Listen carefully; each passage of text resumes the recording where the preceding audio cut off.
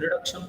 Hello everyone, welcome to Vanti classes. My name is Manjeet Bhardwaj. तो आज बेटा हम ऑक्सीडेशन, रिडक्शन और हाइड्रोलाइसिस ये तीन चीजें करने वाले हैं। तो अगर ये तीनों चीजें हो गई, किसी का ऑक्सीडेशन करवाना, रिडक्शन करवाना, कौन सा रिएजेंट लगेगा, कैसे काम करेगा, क्या करेगा, कौन से मैकेनिज्म से काम करेगा, ये सारी चीजें इसके अंदर आपको मिलेंगी। Everything else you should see in this. Clear है? क्लियर है। तो ये कुछ ऐसा करने वाले हैं हम लोग। तो इसको स्टार्ट करते हैं और बहुत इंपॉर्टेंट है क्योंकि रिएजेंट्स इसी में सीखेंगे आप। रिएजेंट कैसे काम करते हैं, जो पहले अटैक करता है किसी रिएक्शन में वो रिएजेंट होता है और दूसरे वाला सबस्ट्रेट होता है। दो रिएक्टेंट्स के बीच में एक रिएजेंट होगा, एक सबस्ट्रेट होगा। रिएजेंट वो जो पहले अटैक करता है। टेस्ट में मैथ आसान आता है पर जेई मेंस में मैथ अलग ही लेवल के है बेटा। जेई मेंस इसीलिए तो मेंस लेवल कह रहा हूँ। नॉर्मल टेस्ट को मत देखिए, वो दूसरे बच्चों के हिसाब से भी बनते हैं, वरना फिर वो टेस्ट किसी से क्वालिफाई नहीं होगा। ये भी एक प्रॉब्लम हो सकती है। तो इसलिए टेस्ट का लेवल अलग आता है, ठीक है। और मेंस के ही आपको क्वेश्चंस उठाने हैं। ये तो मैं हमेशा से पहले से बोल रहा हूँ, मेंस और एडवांस फोकस ही दो चीज़ों पे करना। जब मेंस आसान लगने लग जाएगा तब आपको वही चीज़ एडवांस में थोड़ा प्रॉब्लम क्रिएट करेगी। और जब एडवांस आपको लगेगा कि एडवांस आसान है, ठीक है, तब समझ लेना कि आपके सिलेक्शन के चांसेस 99% बढ़ गए। सीधा काम। यस, क्लियर है? Yes sir. ठीक है, तो चलिए फिर देखते हैं भाई, स्टार्ट करते हैं ना। Reduction, oxidation, hydrolysis. सेक्शन 1 अभी रिडक्शन का है, ठीक है। तो हम रिडक्शन सबसे पहले पढ़ना चाहेंगे। रिडक्शन क्या होती है? वैसे तो आप लोगों को पता है रिडक्शन क्या होती है। हाइड्रोजन का जुड़ना रिडक्शन होती है, ऑक्सीजन का हटना रिडक्शन होती है। या फिर हम क्या कहते हैं कि कोई जीरो ऑक्सीडेशन स्टेट के अंदर जा रहा है प्लस से, या जीरो से माइनस में जा रहा है, या प्लस से माइनस ऑक्सीडेशन स्टेट में, मतलब गेन ऑफ इलेक्ट्रॉन क्या होता है, रिडक्शन होता है। पता है सबको? Yes sir. लेकिन ऑर्गेनिक कर रहे हैं तो गेन की जगह पर हम ऑक्सीजन का जुड़ना, ठीक है, कुछ इस तरह की चीजें करने वाले हैं। ऑक्सीजन का जुड़ना ऑक्सीडेशन, और ऑक्सीजन का हटना रिडक्शन, या हाइड्रोजन का जुड़ना रिडक्शन। क्लियर है? कुछ ऐसे कुछ चीजें करने वाले हैं, तो ये चीज जरूर ध्यान रखिएगा, ठीक है। हम सिंपल चीजों पर ही फोकस करने वाले हैं। तो क्योंकि हम बाकी चीजें इलेक्ट्रॉन का गेन लॉस नहीं चेक करेंगे, किसी किसी क्वेश्चन में करेंगे, सब पर नहीं। तो इंट्रोडक्शन के अंदर सर रिड्यूसिंग पावर और मतलब स्टैंडर्ड रिडक्शन में क्या मतलब रिलेशन क्या है? देखो बेटा, रिड्यूसिंग पावर का मतलब है रिड्यूस करने की पावर, मतलब खुद ऑक्सीडाइज होगा, दूसरे को रिड्यूस करेगा। जब रिड्यूसिंग एजेंट की बात करते हैं तो इसका मतलब खुद क्या करेगा, खुद ऑक्सीडाइज करेगा, दूसरे को रिड्यूस करेगा। उल्टा उल्टा समझ लो। रिड्यूसिंग एजेंट या रिड्यूसिंग पावर कहेंगे तो उसको उल्टा कर दो, मतलब रिडक्शन वाला एक्चुअल में वो खुद करेगा ऑक्सीडेशन, दूसरे को क्या करेगा, रिड्यूस करेगा। तो रिड्यूसिंग पावर मतलब दूसरे को रिड्यूस करने की कितनी ताकत है इसमें, मतलब खुद वो ऑक्सीडेशन करना चाहता है, खुद वो इलेक्ट्रॉन छोड़ना चाहता है, इलेक्ट्रॉन डोनेट करना ऑक्सीडेशन। रिडक्शन रिड्यूस करना, छोटा करना। छोटा कौन होता है? जो लेगा वो छोटा बनेगा, जो इलेक्ट्रॉन गेन कर रहा है वो छोटा बनेगा। तो रिडक्शन पावर, किसी को छोटा बनाने की पावर। तो मैं अगर किसी को जबरदस्ती कुछ इलेक्ट्रॉन दे रहा हूं, या मैं बहुत ज्यादा पावरफुल हूं और मैं किसी को डोनेट कर रहा हूं बहुत बड़े अमाउंट में, तो बड़े लोग भी मुझसे ले लेंगे।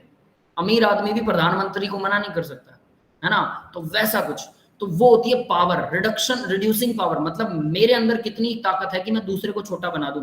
तो मुझे खुद बड़ा होना पड़ेगा, मैं खुद ऑक्सीडाइज करूंगा, तभी तो उसको इलेक्ट्रॉन दे पाऊंगा, तभी तो रिड्यूस कर पाऊंगा। समझ में आ गया? तो रिड्यूसिंग पावर का मतलब है कि खुद ऑक्सीडाइज हो रहा है। रिडक्शन अकेला है, इसका मतलब उस वो इलेक्ट्रॉन गेन कर रहा है खुद स्पीसीज। लेकिन रिडक्शन या रिड्यूसिंग एजेंट लग गया, पीछे एजेंट लग गया, तो मतलब वो उल्टा करेगा, वो खुद ऑक्सीडाइज करेगा, दूसरे को रिड्यूस करेगा। क्लियर है? Yes sir. ठीक है, ये कुछ ऐसे चलता है, ठीक है। तो आगे देखते हैं भाई। Reduction cover both the addition of hydrogen. तो देखो भाई, ये हमें पता है एडिशन ऑफ हाइड्रोजन होता है, बिल्कुल हाइड्रोजन जोड़ना, या ड्यूटेरियम जोड़ रहे हो, एक ही बात है, हाइड्रोजन का ही भाई होता है deuterium, to a double bond के अंदर, ठीक है। And the replacement of atom और ग्रुप बाय हाइड्रोजन ड्यूटेरियम, या फिर किसी एटम को हम रिप्लेस कर रहे हैं, इलेक्ट्रोनेगेटिव एलिमेंट को रिप्लेस करके हाइड्रोजन जैसा एलिमेंट अगर हम जोड़ रहे हैं। इलेक्ट्रोनेगेटिव एलिमेंट क्या करता है? मान लीजिए कार्बन के साथ में कोई इलेक्ट्रोनेगेटिव एलिमेंट जुड़ा हुआ है, तो ये क्या करेगा, कार्बन से इलेक्ट्रॉन लेगा। बट अगर हाइड्रोजन जोड़ते हैं तो इन दोनों का भाईचारा है, पूरे वाला, पक्के वाला, मतलब ये दोनों इलेक्ट्रॉन्स ना डोनेट करते हैं ना लेते हैं। हालांकि हाइड्रोजन डोनेट करने की टेंडेंसी रख रहा है कार्बन के सामने, तो कुल मिला के क्या होता है कि हाइड्रोजन अगर डोनेट कर रहा है, हाइड्रोजन कार्बन से इलेक्ट्रॉन लिए नहीं जा रहे हैं, बल्कि कार्बन को इलेक्ट्रॉन दिए जा रहे हैं, मतलब उसे छोटा बनाया जा रहा है। समझ में आ गया? Yes sir. तो इसका मतलब वो रिडक्शन कर रहा है, कार्बन रिडक्शन कर रहा है ना। तो रिप्लेसमेंट किसी को भी हाइड्रोजन से रिप्लेस कर देंगे तो डेफिनेट सी बात है, कार्बन के साथ जो भी एलिमेंट जनरली जुड़ते हैं मेटल को छोड़ के, जनरली ऐसा होता है कि भाई वो क्या, अगर हाइड्रोजन जुड़ रहा है किसी और एटम की जगह, जैसे मान लीजिए यहाँ पर सोडियम लगा हुआ था, सोडियम की जगह अगर आप हाइड्रोजन जोड़ेंगे तो पक्की बात है सोडियम इलेक्ट्रॉन डोनेट कर रहा था, हाइड्रोजन कम डोनेट कर रहा था, तो ये रिडक्शन की जगह कुछ कुछ ऑक्सीडाइजेशन हो जाएगा। बट इसके अलावा कोई और एलिमेंट हो, मेटल को छोड़कर कोई भी एलिमेंट है, तो उससे तो कार्बन ही लेगा, जनरली यही होता है, ठीक है। सॉरी उल्टा बोल रहा हूँ, वो कार्बन से इलेक्ट्रॉन लेगा, क्योंकि नॉन मेटल हमेशा कार्बन से इलेक्ट्रॉन लेगी, और कार्बन से इलेक्ट्रॉन ले रही है तो कार्बन ऑक्सीडेशन करेगा, बट हाइड्रोजन जोड़ दिया तो फिर कार्बन रिडक्शन कर जाएगा। समझ में आ गया? Yes, sir. कुछ ऐसा होता है। इन अदर वर्ड्स, खैर फिर भी कंफ्यूज हो तो मैं हर रिएक्शन में इसको बार बार बोलूंगा, आपके दिमाग में बैठ जाएगा, चिंता मत कीजिए। In other words reduction means hydrogenation. तो दूसरे वर्ड्स में हम कह सकते हैं कि रिडक्शन का मतलब है हाइड्रोजनेशन और हाइड्रोजिनोलाइसिस। अब ये वर्ड्स आपको याद रखने हैं, हाइड्रोजनेशन का मतलब ही रिडक्शन है, बस सिंपल है ना। तो reduction can be carried out in the following veg. Catalytic hydrogenation है, कैटलिस्ट डाल के हाइड्रोजन डोनेट कर देते हैं, डबल बॉन्ड टूट जाएगा, ठीक है। उसके बाद मेटल प्रोटोन एसिड रिडक्शन है, मेटल या प्रोटोन एसिड है, कोई एसिड प्रोटोन डोनेट कर देता है ना, या फिर मेटल जोड़ रहा है तो भी हम उसको रिड्यूस करेंगे, क्योंकि मेटल अपना इलेक्ट्रॉन दूसरे को देगा। यस, कार्बन को देगा ना मेटल अपना इलेक्ट्रॉन, Yes, sir. तो ये भी रिडक्शन हो गया कि कार्बन को रिड्यूस कर रहे हैं। Metal hydride reduction, metal hydride, metal sodium है, हाइड्राइड हाइड्रोजन है, तो ये भी अगर उसके साथ किसी के साथ जुड़ रहे हैं तो ये भी रिडक्शन करेंगे। कैसे करेंगे हम आगे सारी रिएक्शन करने वाले हैं। मिससेलेनियस रिडक्शन, तो सिर्फ ये 3 टाइप नहीं है, इसके अलावा मिससेलेनियस भी है। मिससेलेनियस अलग अलग, तो ये सारी रिएक्शन है जो मिससेलेनियस में आते हैं, इनको हम किसी कैटेगराइज में कैटेगराइज नहीं कर सकते हैं, तो इसलिए आपको सबका रट्टा ही मारना पड़ेगा। कोई भी रिडक्शन वाली ऑक्सीडेशन वाली रिएक्शन याद रख लेना, आपको याद करनी है, और अच्छे तरह से ये लेसन बहुत अच्छे से याद होना चाहिए। भी मैं फिर से फोर्स कर रहा हूँ बहुत अच्छे से, ये लेसन अगर हो गया, इसके बाद ऑर्गेनिक में एक ही लेसन है, बाकी सब हम कर चुके हैं, याद रख लेना, पीछे वाला रिवाइज करते रहिए, सिर्फ एक ही लेसन बचेगा ऑर्गेनिक में, एल्डिहाइड के नॉन कार्बोक्सिलिक एसिड। बाकी लेसन भी हैं एरोमेटिक कंपाउंड वाले, लेकिन वो आसान है, मजेदार हैं और आसान है, लेकिन ये लेसन बहुत दिमाग वाला है, हमेशा याद रखना पड़ेगा, ताकि आप हमेशा इसके ऊपर कुछ वर्क कर सको। यस, क्लियर है बेटा सबको? Yes, sir. Clear. ठीक है, तो देखिए जरा, यहाँ एक एनर्जी लेवल डायग्राम दिखा रखा है इन्होंने, रिएक्शन कंडीशंस, रिएक्शन की कुछ कंडीशंस है। डेल्टा जी की वैल्यू जो है वो डेल्टा G1 डेल्टा G2, तो डेल्टा G1 बहुत ज़्यादा है डेल्टा G2 से, ठीक है। वो क्या है वो देखते हैं, ये फ्री एनर्जी है डेल्टा G, ये है फ्री एनर्जी। फ्री एनर्जी का मतलब डेल्टा G है। फ्री एनर्जी जितनी ज़्यादा होगी रिएक्शन अपने आप फॉरवर्ड में जाएगी, ठीक है, पता है। तो मान लीजिए फ्री एनर्जी यहाँ पर है, यहाँ है डेल्टा G की वैल्यू, ठीक है, इसको ऐसा लगा लेते हैं अभी। तो रिएक्टेंट्स हैं ये, डेल्टा G की वैल्यू यहाँ है, तो ये क्या करना चाहिए, अब डेल्टा G की वैल्यू यहाँ आ गई, क्या ये क्या हो गई, ये माइनस में इंक्रीज होती है, माइनस की वैल्यू यहाँ बढ़ रही है, याद रख लेना। तो डेल्टा G की वैल्यू कम हो रही है, इसका मतलब रिएक्शन की स्पॉन्टेनिटी कम हो रही है, ये बात सबको पता है। Yes, sir. रिएक्शन अपने आप आगे नहीं जाएगी, ठीक है, उसको धक्का मुक्की करना पड़ेगा कुछ, अगर वो डेल्टा G उसका नेगेटिव है, ठीक है, ये कुछ इस तरह से वर्क होता है। चलिए अब देखते हैं डेल्टा G1 डेल्टा G2, ये ज्यादा है, यानी कि जो 1 वाला कौन सा है डेल्टा G, अब इन्होंने दिखाया क्या कुछ, ये रहा डेल्टा G1, ठीक है, ये देखिए ये बहुत ज्यादा है। डेल्टा G2 यहाँ पर ये बहुत कम है, तो मुझे यहाँ तक पहुँचाना पड़ेगा अगर रिएक्शन करवानी है, तो ये है डेल्टा G1। इसको मैं थोड़ा फिर सही इनके हिसाब से लिखते हैं, ठीक है, ये नहीं है समझो, ये भी डेल्टा G है, डेल्टा G ये है 1, ठीक है, और ये डेल्टा G2 है। क्लियर है भाई?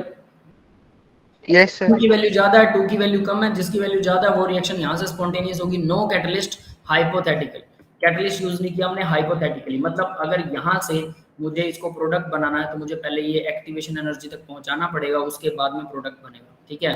तो ये हाइपोथेटिकली हम कर रहे हैं, कैटलिस्ट यूज नहीं कर रहे हैं। और अगर हमने कैटलिस्ट यूज कर लिया तो कैटलिस्ट यूज करने पर कुछ ऐसा डिजाइन बनेगा, देखिए, ठीक है, और इसकी वजह से यानी रिएक्शन की एनर्जी कम हो गई, मुझे इतनी सी एनर्जी के अंदर ही मेरा काम चल गया, एक्टिवेशन एनर्जी सिर्फ इतनी चाहिए, और इतनी एक्टिवेशन एनर्जी का मतलब है कि मेरा प्रोडक्ट जल्दी बनेगा। क्लियर है?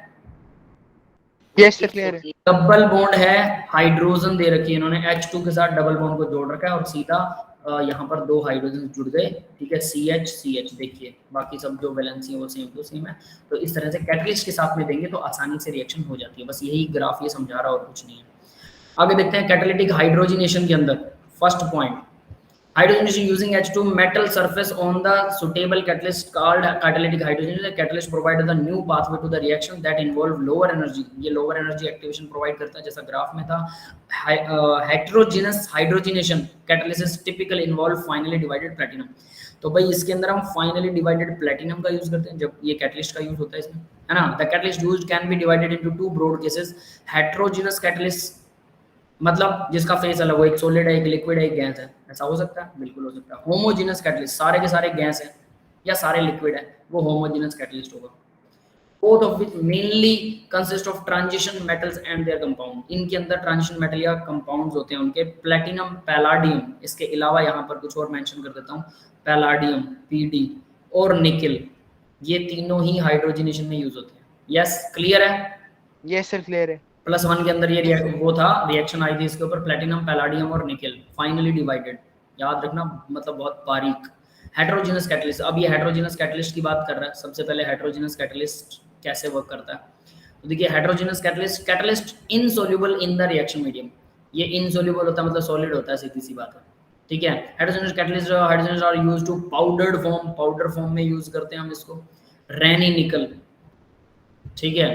पैलाडियम ये नीचे आ गया है ना, charcoal, PD with charcoal, platinum metal और इट्स ऑक्साइड या फिर प्लैटिनम मेटल के oxide are commonly heterogeneous catalyst. समझ में आ गया भाई, यहाँ वो सारे आ चुके हैं, ठीक है। आगे बढ़ते हैं अब जरा, नेक्स्ट देखिए fact of catalysis, substrate molecules are the assumed to be undergo homolysis into the atoms of the surface of the catalyst, their substrate is chemisorbed on the surface of the catalyst and hydrogenation take place, the process is exothermic। ये क्या कह रहा है, देखो यहाँ पर ये platinum है, सपोज यहाँ हाइड्रोजन है, हाइड्रोजन के बीच में बॉन्ड था, प्लेटिनम की नीचे से तो सारी वैलेंसियां पूरी है ना, प्लेटिनम का एक ब्लॉक है, सोचो नीचे तो दूसरा प्लेटिनम इसको जोड़े हुए है, लेकिन ऊपर वाली वैलेंसियां खाली हैं, ये समझ में आ रहा है? Yes sir. तो ये खाली वैलेंसियां क्या करेंगे, हाइड्रोजन के साथ बॉन्ड बनाने की कोशिश करेंगे। अगर यहाँ से हाइड्रोजन के साथ बॉन्ड बन रहा है तो ये वाला बॉन्ड वीक हो जाएगा, इस बॉन्ड के वीक होने पर हमारा जो carbon carbon double bonded compound है वो इसके पास आएगा, तो हाइड्रोजन इससे कार्बन से आसानी से जुड़ जाएगी। समझ में आ गया? तो ये काम होता है, इसको सरफेस कैटलिस्ट भी बोल सकते हैं हम, ठीक है। सबस्ट्रेट उसके सरफेस के ऊपर होता है, surface to the catalyst, atom on the surface to the catalyst, surface के ऊपर चिपक जाते हैं, तो ये प्लेटफॉर्म प्रोवाइड करता है। असलियत में हाइड्रोजन को भागने नहीं देता। जब ये नहीं था, जब प्लेटिनम नहीं था, तो हाइड्रोजन का मॉलिक्यूल इधर उधर भटक रहा था किसी भी डायरेक्शन में, कार्बन कार्बन डबल बॉन्ड इसके पास आता था तो ये कहीं दूसरी तरफ चला जाता, तो इन दोनों को पास बिठाने के लिए हमने हाइड्रोजन को प्लेटिनम के सरफेस के ऊपर रस्सों से बांध दिया, जिससे हाइड्रोजन हाइड्रोजन का बॉन्ड हो गया वीक, जिससे हमारी प्रोसेस जल्दी स्टार्ट हो गई। और यही काम करता है कैटलिस्ट, जिससे हमारी एक्टिवेशन एनर्जी डाउन होगी। यस समझ में आ गया बेटा? Yes sir. पहले ऊपर थी एक्टिवेशन एनर्जी, अब डाउन हो गई, बस ये है कहानी, ठीक है। तो कुछ ऐसा होता है, ये थ्योरी वैसे ऑर्गेनिक का पार्ट नहीं है, ये फिजिकल में कहीं ना कहीं आ जाती है, जो आपका सरफेस वाला लेसन है उसके अंदर आती है, बट एटलीस्ट हल्का सा मैंने इसको डिस्क्राइब कर दिया। H2 and D2 mixture is used with platinum catalyst. देखो भाई, इफ अगर दोनों का मिक्सचर हम ये दोनों यूज करते हैं, कौन जल्दी जुड़ेगा? The two isotopes quickly scramble to produce a random mixture of HDH2H2, यानी कि जब हम सिर्फ प्लेटिनम के साथ ऐसा करते हैं, प्लेटिनम हमने और कुछ नहीं डाला, प्लेटिनम के अंदर हाइड्रोजन और ड्यूटेरियम डाल दिया, तो हमें क्या मिलता है, यानी हाइड्रोजन हाइड्रोजन का बॉन्ड टूटेगा, ड्यूटेरियम ड्यूटेरियम का बॉन्ड टूटेगा, तभी तो HD मिलेगा। H2 तो रहेगा ही रहेगा, D2 भी रहेगा, लेकिन HD भी मिल गया। अब ये HD कैसे मिल गया भाई? इसका मतलब इन दोनों के बॉन्ड टूट रहे हैं और फिर ये आपस में जुड़ रहे हैं। यस, तो इसका मतलब प्लेटिनम के सरफेस के ऊपर हाइड्रोजन का बॉन्ड वीक हो जाता है, जैसा कि मैं वहां दिखा रहा था कि प्लेटिनम का सरफेस है या पैलाडियम निकल, ये हाइड्रोजन हाइड्रोजन के बीच में बॉन्ड था, तो इनका बॉन्ड बीच में से वीक हो गया, ये इसके साथ जुड़ गए। तो अगर कोई दूसरा यहाँ D और D जुड़ा हुआ है तो इनका बॉन्ड भी वीक हो जाएगा बीच में से, तो हो सकता है ये HD आपस में बॉन्ड बना ले, फिर ये HD इसके साथ बॉन्ड बना ले, और जो H2 बचेगा वो तो बचेगा ही बचेगा, D2 बचेगा वो भी बचेगा। समझ में आ गया है क्या कह रहा है? यस सर क्लियर है ना, ठीक है। तो कैटालिटिक रिडक्शन फंक्शनल ग्रुप, अब देखिए भाई, H2 पैलाडियम कार्बन के साथ या H2 प्लेटिनम के साथ या H2 निकल के साथ, ठीक है, ये चीजें यूज होती हैं और यही आपको रट्टा मारना कि ये यूज हो रहा है। बाकी सब थ्योरेटिकल पार्ट है, कैसे होता है क्या होता है वो तो आ ही जाएगा। तो देखो डबल बॉन्ड है कार्बन कार्बन के बीच में, H2 को निकल या पैलाडियम के साथ रिएक्शन करवाया, डबल बॉन्ड टूट गया, H2 दोनों के साथ H जुड़ गया, प्लस हीट निकलती है। याद रखना हाइड्रोजनेशन जो है एक्सोथर्मिक, अभी पीछे आया भी था। यस क्लियर है? सबस्ट्रेट प्रोडक्ट, तो देखो भी C डबल बॉन्ड और Cl है। 2 मिनट लिखने का टाइम दे दीजिए। क्या बेटा? सर वो थोड़ी सी स्पीड धीरे कर दीजिए। हाँ कोई बात नहीं, आप लिख सकते हैं, वैसे अभी लिखने वाला कुछ आया ही नहीं, रिएक्शन आएगी बेटा सीधी बस।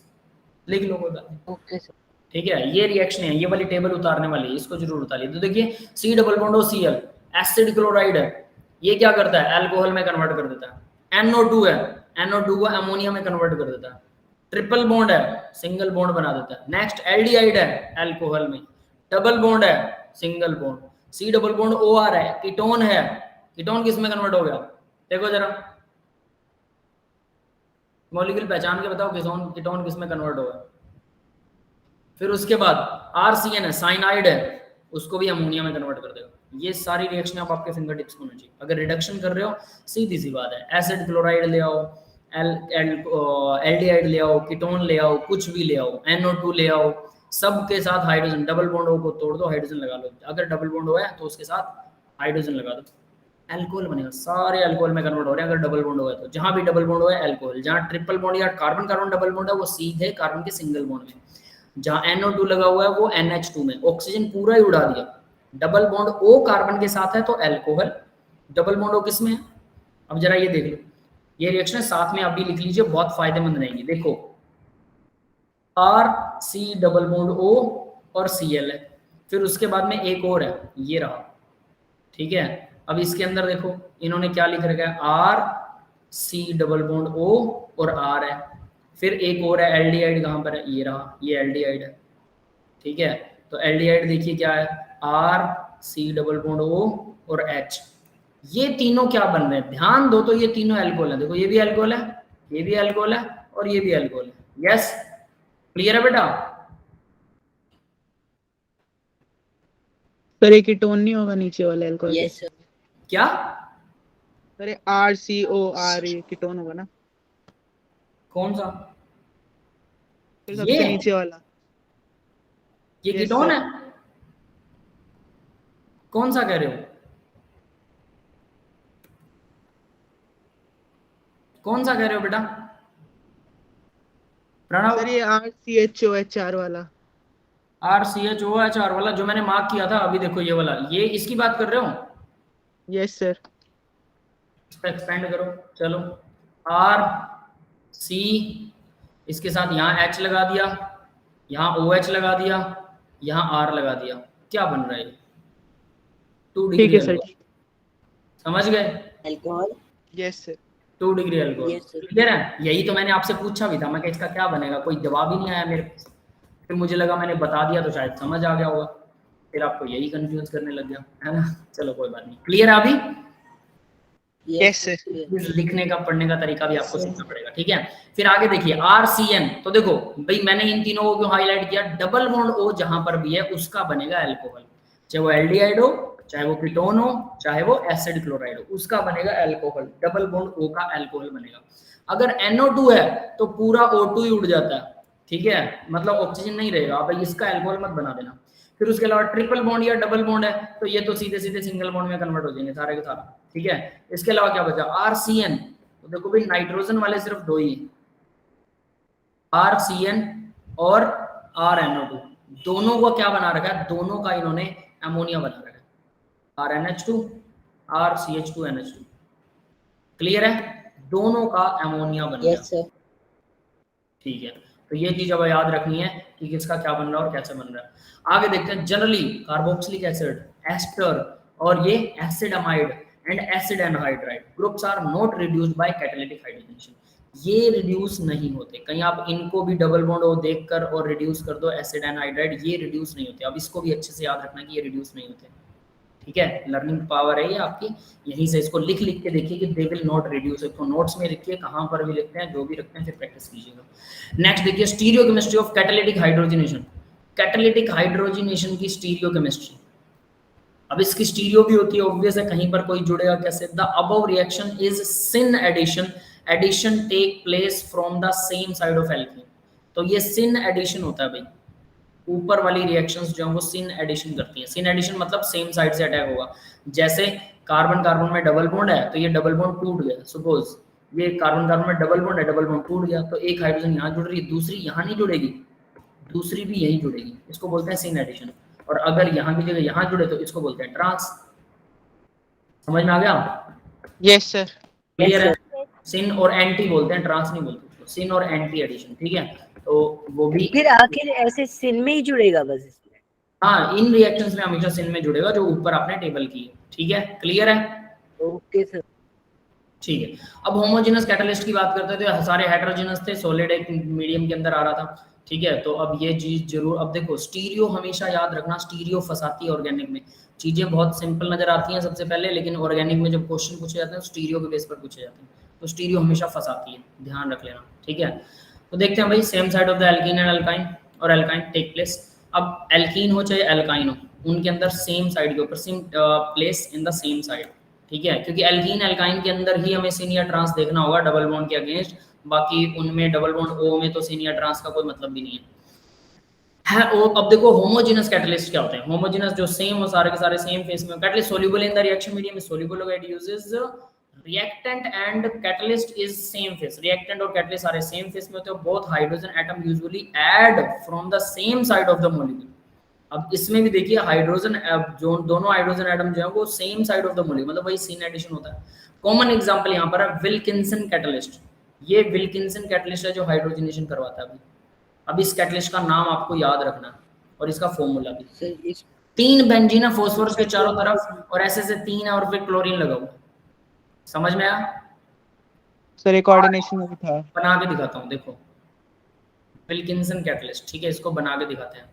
RH है, RH ये तो बाहर लगा हुआ है ना, और ऐसे से 3 ग्रुप्स हैं जो अंदर हैं, तो यानी कि फॉस्फोरस है, इसके यहाँ पीएच लगा है, ठीक है, एक और पीएच लगा है, ठीक है, एक और पीएच लगा है, समझ में आ गया? ये 3 फॉस्फोरस के तीनों तरफ 3 पीएच लगे हुए हैं, तो अगर मैं इसको करता हूँ यहाँ पर बंद ब्रैकेट्स में, ठीक है, और ऐसे ऐसे 3 मॉलिक्यूल हैं, ठीक है, और उनके साथ में RH लगा हुआ है, RH मेटल, और उसी के साथ में यहाँ पर क्लोरीन लगा हुआ है। यस, क्लियर है बेटा?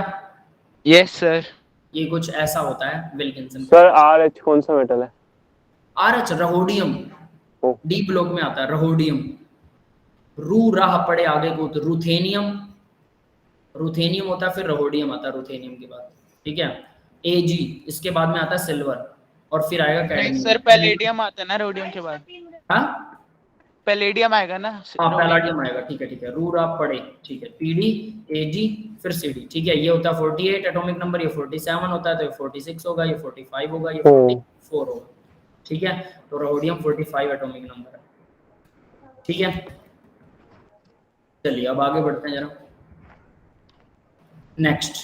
अब देखिए जरा लिंडलर कैटलिस्ट, अब एक लिंडलर कैटलिस्ट होता है भाई, ये भी बहुत इंपॉर्टेंट है, ये और इसी के अंदर वो आएगा, इसकी सिन एडिशन वाली वो आएगी, क्या बोलते हैं इसको, स्टीरियो, ठीक है। तो लिंडलर कैटलिस्ट क्या होता है, CaCO3 क्विनोलिन, क्विनोलिन है, फिर CaCO3 है, फिर PD पैलाडियम और हाइड्रोजन है CaCO3 के साथ में विद क्विनोलिन, ठीक है। अब ये बोलता है poison with palladium, poison palladium catalyst, इसको पॉइजन बोलते हैं, मतलब इसमें पॉइजन मिलाया गया है, ठीक है। पैलाडियम कैटलिस्ट नॉर्मल कैटलिस्ट था, इसको पॉइजन में हमने डाल दिया, क्यों डाला, ताकि इसकी कैटालिटिक पावर थोड़ी कम हो जाए। It composed of powdered calcium carbonate, powdered calcium carbonate होता है, कोटेड विद पैलाडियम, पैलाडियम उसके ऊपर चढ़ाया जाता है, and poisoned with quinoline, quinoline के साथ में इसको पॉइजन करते हैं, सल्फर के साथ भी पॉइजन करते हैं इसे, वो यहाँ पर लिख नहीं रखा है शायद, है ना, कोई बात नहीं, चलो। It is used to carry out partial reduction of alkyne और एल्कीन, ये एल्कीन या एल्काइन का partial, sorry alkyne to alkene, ये ट्रिपल बॉन्ड को डबल बॉन्ड में कन्वर्ट करते हैं, लेकिन डबल बॉन्ड को नहीं छेड़ेगा। देखिए यहाँ पर कार्बन कार्बन में डबल बॉन्ड है, ठीक है, हमने लिंडर कैटलिस्ट लगाया Ni2B बोरॉन, या फिर हम निकिल बोरोन, यहाँ पर निकिल के साथ में 2 निकिल और बोरोन है, ये भी एक कैटलिस्ट दे रखा है, देखो अब ये इन्होंने छुपा के दे रखा है, तो इसको भी आपको याद रखना है कि लिंडर कैटलिस्ट के अलावा इसे भी यूज कर सकते हैं, और यही इस लेसन की खास बात है कि आपको ये वाले रिएजेंट याद करने हैं, ठीक है। क्या बनेगा, cis alkene, yes yes sir. दोनों एक साइड लगेंगे, लेकिन डबल बॉन्ड बने रहेगा, टूटेगा नहीं। क्विनोलिन का डायग्राम दिखा रखा भाई, 2 बेंजीन रिंग, जिसमें से एक बेंजीन रिंग के ऊपर कार्बन और हाइड्रोजन हटा के नाइट्रोजन लगा रखा आपने, CH हट गया और N लग गया, क्लियर है बेटा? Yes sir. ठीक है, तो ये कुछ इस तरह से स्टीरियोकेमिस्ट्री सिन एडिशन की इस तरह से आएगी इसकी। और ये भी इंपॉर्टेंट है कि ये लिंडर कैटलिस्ट क्या होता है, इसका नाम पता होना चाहिए, इसमें क्या क्या होता है। क्विनोलिन होता है, CaCO3 होता है, PD और H2 होता है, ठीक है, और NiB होता है। अब आ गया था रोजनबाउम कैटलिस्ट। अब सही यूज किस लिए किया है हमने यहाँ पे? क्या बेटा? इसको यूज किस लिए किया है? डबल बॉन्ड तो है गया फिर से। ट्रिपल बॉन्ड था बेटा वहां पे। अच्छा देखिए ये ट्रिपल बॉन्ड है, देखो एल्काइन से एल्कीन बन रहा है, ठीक है, ट्रिपल बॉन्ड से। थोड़ा सा इसको वाइड करके देख लीजिए, ये देखिए दिखाई दे रहा है आप ट्रिपल बॉन्ड, ठीक है, ट्रिपल बॉन्ड से डबल बॉन्ड के अंदर कन्वर्ट हो रहा है, ठीक है। तो इसलिए एक डबल बॉन्ड तोड़ दिया। हालांकि हमारा नॉर्मल रिडक्शन कैटलिस्ट क्या करता है, हाइड्रोजन पूरा डबल बॉन्ड को पूरा सिंगल बॉन्ड में तोड़ देगा, बात ही खत्म, है ना। अब आगे देखते हैं रोजनमूंड कैटलिस्ट। रोजनमूंड एक रिएक्शन है भाई, ठीक है, जो एल्डिहाइड और कीटोन में यूज होती है। तो यहाँ पर रोजनमूंड कैटलिस्ट आ गया, तो वो वहां पर उसमें कैटलिस्ट यूज होता है, डेफिनेट सी बात है। तो देखिए पैलाडियम और H2 तो है, साथ में BaSO4 और क्विनोलिन है, BaSO4 विद क्विनोलिन, ठीक है। तो ये भी हल्का सा पॉइजन है, ठीक, आप ये कह सकते हैं BaSO4 से। तो यहाँ hydrogenation present in the BaSO4 is called Rosenmund reduction, it reduces alkyne to alkene, ये भी एल्काइन से एल्कीन ही बनाता है, ठीक है, and acid halide to aldehyde, और एसिड हैलाइड को एल्डिहाइड में कन्वर्ट कर देता है, ठीक है, एसिड हैलाइड को एल्डिहाइड में कन्वर्ट कर दिया। मतलब आप कहेंगे यहाँ ऑक्सीडेशन हो रही है एसिड हैलाइड में ना, ये है वो रोजनमूंड रिएक्शन जिसको बोलते हैं R, यहाँ एसिड हैलाइड मतलब RC डबल बॉन्ड O और हैलोजन लगा दो क्लोरीन, इसको ये क्या बनाता है, इसको ये RC डबल बॉन्ड O और सीधा H, हाइड्रोजन जोड़ दी से। तो क्लोरीन हटा, इलेक्ट्रोनेगेटिव एलिमेंट था, कार्बन से इलेक्ट्रॉन छीन रहा था, ठीक है, उसकी जगह पर इलेक्ट्रॉन डोनेटिंग वाला आ गया। तो अब कार्बन पहले ऑक्सीडाइज था, तो अब रिड्यूस हो जाएगा। यस, क्लियर है? Yes sir. ठीक है, तो ये है एसिड हैलाइड से एल्डिहाइड बनाने वाली। एल्काइन से एल्कीन ये भी बनाता है, ये भी इंपॉर्टेंट चीज है कि एल्काइन से एल्कीन भी बनाता है ये, ठीक है। It is poison palladium catalyst composed of powdered barium sulphate coated with platinum. तो वहां पर क्या था, ऊपर वाले में लिंडर कैटलिस्ट के अंदर कैल्शियम कार्बोनेट था, यहाँ पर बेरियम सल्फेट है, ये भी पॉइजन का काम कर रहा है, ठीक है। तो इट इज पॉइजन, तो ये भी पॉइजन पैलाडियम है, सेम वही है, पाउडर्ड बेरियम सल्फेट के ऊपर इसको कंपोज कर देते हैं coated with platinum and poison with quinoline और सल्फर। ये देखिए यहाँ, ये पहले उन्होंने क्विनोलिन से पॉइजन किया था ना, पॉइजन विद क्विनोलिन, यहाँ क्विनोलिन या सल्फर, इसलिए मैं बोल रहा था कि सल्फर से भी कर सकते हैं, ठीक है, समझ में आ गया? Yes sir. ठीक है, एक एक स्टेप ध्यान से याद कीजिएगा। देखिए सारा लाल बना दिया मैंने मार्क कर करके, इसका मतलब यहाँ पर हर चीज इंपॉर्टेंट है, बिल्कुल सिंपल है। और किसी को लगता है अगर उसने ऑर्गेनिक +1 की नहीं की है, +1 की ऑर्गेनिक में यही सबसे पहले alkane alkene alkyne preparation of alkene आता है। तो एल्कीन से एल्केन कैसे बनेगा, लिंडलर कैटलिस्ट या फिर कैटलिस्ट, है ना, इस तरह से बना सकते हैं। सर एक बार कैटलिस्ट का मीनिंग बता दो। कैटलिस्ट का मीनिंग, ओके, कैटलिस्ट का मीनिंग होता है बेटा जो रिएक्शन के रेट को बढ़ा देता है, ठीक है, यानी कि रिएक्शन को स्पीड अप कर देता है, वो कैटलिस्ट होता है। वैसे कैटलिस्ट दो तरह का होता है, एक होता है जो रिएक्शन को, और नेगेटिव कैटलिस्ट बोलते हैं उसको, जो रिएक्शन के रेट को डाउन कर देता है, बट वो जनरली नहीं पढ़ा जाता। तो हम जनरली अगर कैटलिस्ट की बात करें तो हमेशा बोलते हैं जो रिएक्शन के रेट को बढ़ा देता है वो होता है कैटलिस्ट, रेट ऑफ रिएक्शन बढ़ा देता है। मान लीजिए कि किसी रिएक्शन को 100 डिग्री पर करने की जरूरत है, तो कैटलिस्ट क्या करेगा, जैसा पिछले पेज पर था ना, ये देखिए ये 100 डिग्री पर, यहाँ से मतलब रिएक्टेंट यहाँ है और प्रोडक्ट यहाँ से होकर फिर प्रोडक्ट बनेगा यहाँ पर। तो ये मान लो यहाँ तक जाने के लिए 100 डिग्री सेल्सियस टेम्परेचर की जरूरत है, ठीक है। अब हमने क्या किया, कैटलिस्ट डाल दिया। तो कैटलिस्ट डालने से क्या हुआ, यहाँ हो सकता है कि सिर्फ 20 डिग्री सेल्सियस पर वो सारी रिएक्शन हो जाए। क्लियर है? तो कैटलिस्ट ये काम करता है। समझ में आया बेटा? यस सर, क्लियर है सर। ठीक है, अब देखिए एक और चीज बताता हूँ, जैसे इसका सबसे बेस्ट एग्जांपल की क्या सच में कैटलिस्ट ऐसा काम करता है, तो इसका बेस्ट एग्जांपल आप लोगों को बताता हूँ कि इसका बेस्ट एग्जांपल क्या है।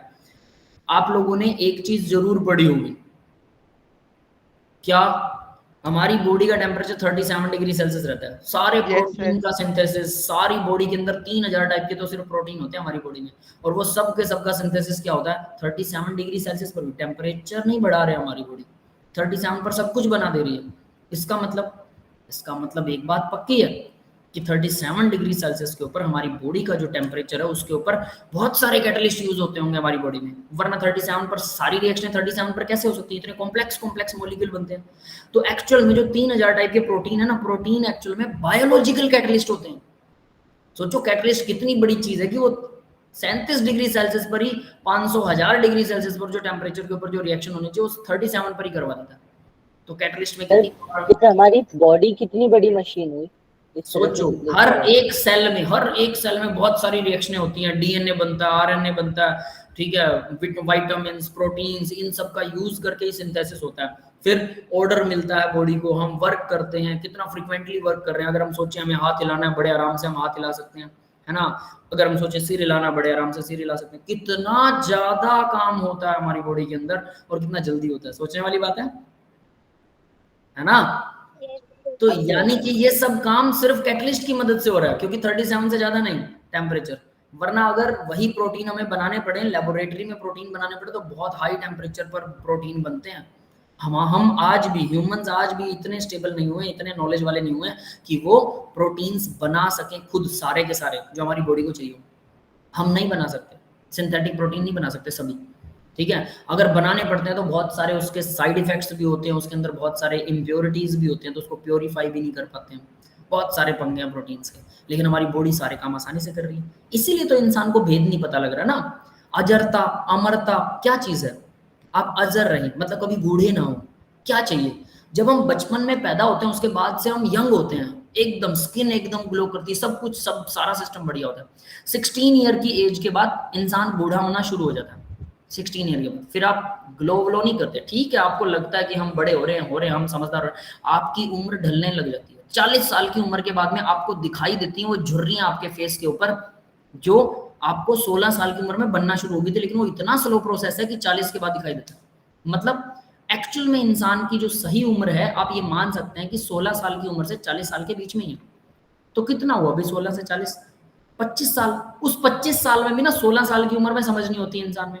आप लोगों को लगता होगा हम बहुत समझदार हैं, लेकिन जैसे जैसे हर साल बड़े होंगे तो आपको लगेगा कि नहीं, हमें पिछले साल कम अकल थी, अब ज्यादा अकल है। मुझे आज तक ऐसे ही लगता है कि पिछले साल कम अकल थी, अब मेरे को थोड़ा ठीक अकल आ गई है, लेकिन अगले साल फिर से वही लगता है कि यार अब मैं ये सोचने लग गया हूँ कि मैं कब बड़ा होऊंगा, मैच्योरिटी कब आएगी सही तरीके से, है ना। सर डेल्टा चेंज आ रहा है बीच बीच में, क्या मतलब डेल्टा एक्स का हर साल चेंज आ जाता है। हाँ, बस ये कह सकते हैं डेल्टा एक्स का चेंज आता है, तो वैसा कुछ, तो थोड़ा सा, तो यानी कि हर साल हमारी उम्र बढ़ती है, हमें पता नहीं लगता। तो हम 16 ईयर की एज पर अपने आप को स्टॉप क्यों नहीं कर सकते? मतलब वो सारी प्रोसेसेस वहीं पर चलें 16 ईयर की एज तक, उसके बाद प्रोसेसेस बढ़े, लेकिन नहीं कर सकते। नेगेटिव कैटलिस्ट हमारे ऊपर रिएक्ट नहीं कर सकता कुछ? कर सकते हैं कैटलिस्ट, तो हमारे रिएक्शन को स्लो डाउन कर दे।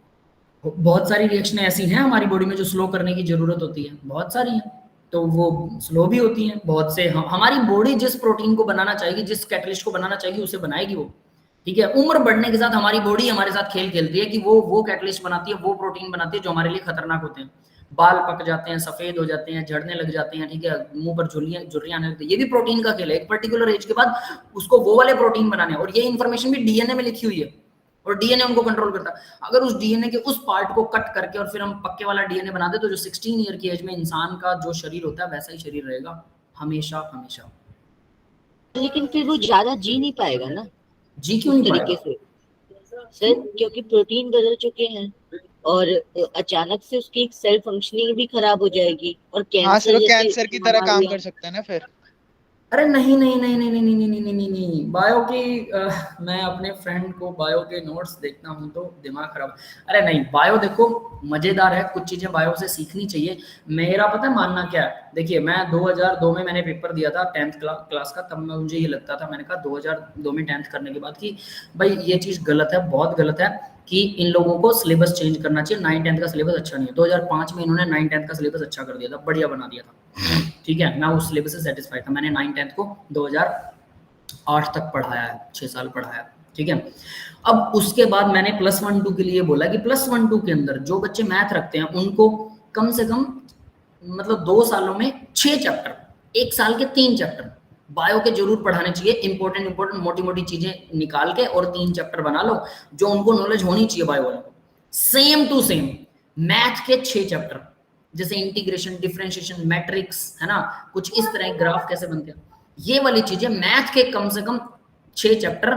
ट्रिग्नोमेट्री, हाँ ट्रिग्नोमेट्री वगैरह बायो वाले बच्चों को भी आसान, मुश्किल नहीं, हम बात नहीं कर रहे कि एडवांस लेवल की, आसान वाले बायो वाले बच्चों को भी 100% उनके सिलेबस में होना चाहिए। मैं ये नहीं कहता कि उसको डिफिकल्ट करो, उसको बिल्कुल आसान वाला लेवल दो, आसानी से वो सॉल्व कर लें, उनको मजा आए करने में और उनको कुछ फॉर्मूलाज याद हो जाए प्रैक्टिस करते करते। 2 सालों में 6 चैप्टर बहुत बड़ी बात नहीं है, साल में 3 चैप्टर, साल के 3, सोचिए बहुत आसान काम है, लेकिन ये सरकार इस पर फोकस नहीं करे। I don't know why. Bio वाले को मैथ का कुछ पता ही नहीं है, मैथ वाले को बायो के बारे में कुछ पता ही नहीं। जैसे मैं आपको जनरल नॉलेज दे रहा हूँ तो ये सुन के आपको बड़ा मजा सा आता होगा। अगर बायो वाले जो साइंस पढ़ते हैं वो अगर मैथ के अंदर मैथमेटिक्स का कहीं ना कहीं उसमें यूज करके और कुछ ना कुछ तिकड़मबाजी की जा सकती है, क्योंकि डीएनए भी कुछ वैसे ही सीक्वेंसिंग बनाता है, वहां पर भी मैट्रिक्स की जरूरत होती है, बहुत नहीं लेकिन थोड़ी थोड़ी। ठीक है, इंटीग्रेशन डिफरेंशिएशन की उन्हें समझ होनी चाहिए, क्योंकि फिजिक्स उन्हें पढ़नी पड़ती है, कुछ ना कुछ वहां पर भी उनका काम चलता है। उसके अलावा बायो वाले और मैथ वाले को बायो की हल्की फुल्की समझ जरूर होनी चाहिए कि बायोलॉजी काम कैसे करती है। तो 5-6 चैप्टर अगर उसने पढ़े होंगे ना 2 साल, तो उसको बेसिक्स का तो नॉलेज रहेगा। जो जैसे मैं बता रहा हूँ कि हमारा डीएनए क्या काम करता है, अगर आप कह रहे हो प्रोटीन बदल जाएंगे और वो हो जाएगा, मैं कह रहा हूँ पैदाइशी वैसा हो, तब कैसे हमारे खिलाफ हमारी बॉडी काम करेगी। हमने डीएनए को चेंज कर दिया, पैदाइशी हमारा डीएनए वैसा ही है, अब वो क्या करेगा 16 ईयर के बाद में ग्रोथ करना बंद कर देगा, वहीं पर अटक जाएगा और हमेशा वैसे ही ग्रोथ करता रहेगा। कितना सिंपल है ये, सोचिए कितना सिंपल।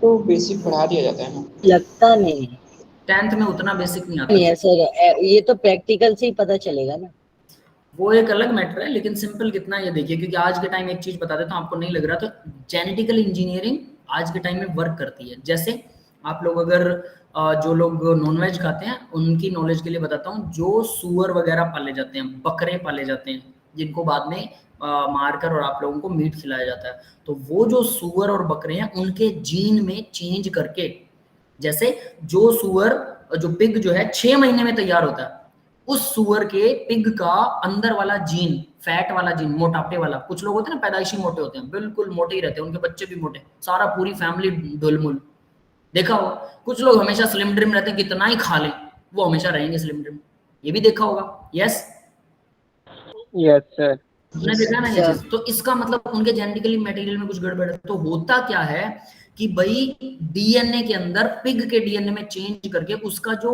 फैट वाला जीन है ना उसको डबल कर देते हैं, मतलब उसका मोटापा डबल। जो पिग 6 महीने में मोटा ताजा होकर तैयार होना चाहिए वो 3 महीने में मोटा ताजा हो जाता है, और ये जेनेटिकल इंजीनियरिंग में हमने पॉसिबल किया है और आज भी हम उस चीज को यूज कर रहे हैं। फ्रूट्स जो है, एक पौधे के ऊपर 4 फ्रूट लगते हैं, ठीक है, एक डाली में, एक गुच्छे में 4 लगते हैं, उसको 4 से डबल कर दिया, उसका साइज डबल कर दिया। एप्पल की ग्रोथ डबल कर दी, एप्पल का साइज डबल कर दिया, तरबूज का साइज डबल कर दिया, और ये सब आज होता है, आप लोग सब अच्छे से जानते हैं इन चीजों को, देखा होगा। यस सर, एसिटिलिन गैस, बनाना, बड़ा अमरूद है ना, बड़े बड़े साइज के, क्यों कैसे, ये सब जेनेटिकल इंजीनियरिंग का खेल है। तो डीएनए में चेंज किया जा सकता है, बिल्कुल हम आज कर रहे हैं, बिल्कुल कर रहे हैं। तो क्यों पॉसिबल नहीं है बेटा कि हमारे डीएनए, बट हमें नॉलेज नहीं है कि वो कौन सा डीएनए का पार्ट है जिसकी वजह से एज बढ़ती है। समझ में आया? एसिटाइलिन गैस से तो पौधे वो फ्रूट को पकाया जाता है बेटा, सिर्फ वो अलग चीज है, वो जेनेटिकल इंजीनियरिंग नहीं है। ऐसे तो ह्यूमंस के ऊपर भी मतलब कोई भी ऐसे डीएनए वगैरह जैसे कोई केमिकल वगैरह करते हैं जिसकी एज बढ़ जाए, या फिर ऐसा ह्यूमंस के अंदर भी होता है? एक्सपेरिमेंट्स करना प्रोहिबिटेड है, बाकी एक्सपेरिमेंट चलते रहते हैं, जानवरों पे होते हैं, अगर वो सक्सेस हो गए तो ह्यूमंस में ढूंढा जाएगा और ऐसा कुछ किया जाएगा। आज नहीं तो आज से 1000 साल बाद डेफिनेटली हम लोग ऐसा करने लग जाएंगे, हमारी जो उम्र रुक जाएगी, ये मेरा मानना है। ठीक है, तो हम तो नहीं कर, हमारी 1000 साल बाद का क्या पता सर, हमारी कुछ जनरेशन, लेकिन जिस हिसाब से साइंस तरक्की कर रही है हम उसकी नॉर्मल बात कर रहे हैं ना, तो वैसा कुछ पॉसिबल है। तो मतलब कितनी आसान चीजें हैं, बट प्रॉब्लम ये कि हमें आज उसकी नॉलेज नहीं है। It is practical. साइंटिस्ट बोलते हैं कि हम रोक सकते हैं, क्या मृत्यु को रोका जा सकता है, मरने को नहीं रोक सकते आप। ये भी बता देता हूँ कैसे। अगर गर्दन कट गई तो मरेंगे पक्का, तो यानी कि एक्सीडेंटल डेथ हो गई वो हो सकती है, डिजीज से, बीमारी से मर सकता है कोई, भले ही यंग हो, बच्चों को भी तो बीमारी हो सकती है, उससे भी कोई मर सकता है। लेकिन आप वैसे बूढ़े होकर, जो बूढ़े होकर मर जाते हैं ना, क्योंकि लास्ट में सब कुछ काम करना बंद कर देता है, 100 साल की उम्र के बाद में आपने देखा होगा कि अचानक से सब कुछ काम करना बंद कर देता है, वो मौत को हम रोक सकते हैं अगर हम अजर हो जाए तो। अमर होने का क्या आइडिया है अब वो मुझे नहीं ज्यादा पता है सर। मेरे हाँ अजय बेटा, कोई क्वेश्चन है? अजय सर मैं यूँ कह रहा था मतलब साइंस ने कितनी तरक्की कर ली आपके हिसाब से और कितने टाइम लगेगा इसके में? साइंस अभी और कितनी तरक्की करनी रह रही है? बहुत है बेटा, बहुत है, लॉट्स ऑफ। अभी तो कुछ हुआ ही नहीं है। यूँ समझो हम सिर्फ यूनिवर्स के यूँ कह लो 1% हिस्से को भी नहीं जानते। साइंस ने 1% भी अच्छे से तरक्की नहीं की है। जो सर अभी तो हम अर्थ के बारे में ही पूरा नहीं जानते, बाहर क्या जाएंगे। हमारी बॉडी को ही नहीं जानते। हम 1% भी अपने आप को एक्सप्लोर नहीं कर पाए। अगर हम कंट्रोल कर पाए डीएनए को तो तब हम कहेंगे कि हाँ हम अपनी बॉडी को जानते हैं।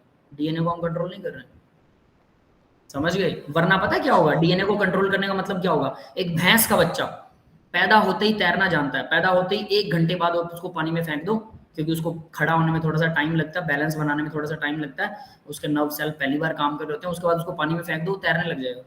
एक आदमी का बच्चा 50 साल की उम्र में ही फेंक दो उसको पानी में, अगर उसने कभी पानी में नहीं उतरा है तो थ्योरी करने से उसे पानी नहीं तैरना नहीं आएगा, कभी नहीं आएगा, वो डूब जाएगा।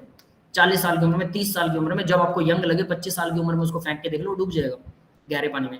लेकिन अगर हम उसको तैरना सिखा दें और मान लो कि एक 10 साल के बच्चे को हमने तैरना सिखा दिया पानी में, उसके बाद उसकी उम्र हो गई 40 साल, 40 साल की उम्र में उसको पानी नहीं दिखाया, 40 साल की उम्र तक तैरने वाला पानी नहीं, बाल्टी से नहा रहा है बट तैर नहीं सकता, कभी नहीं तैरा।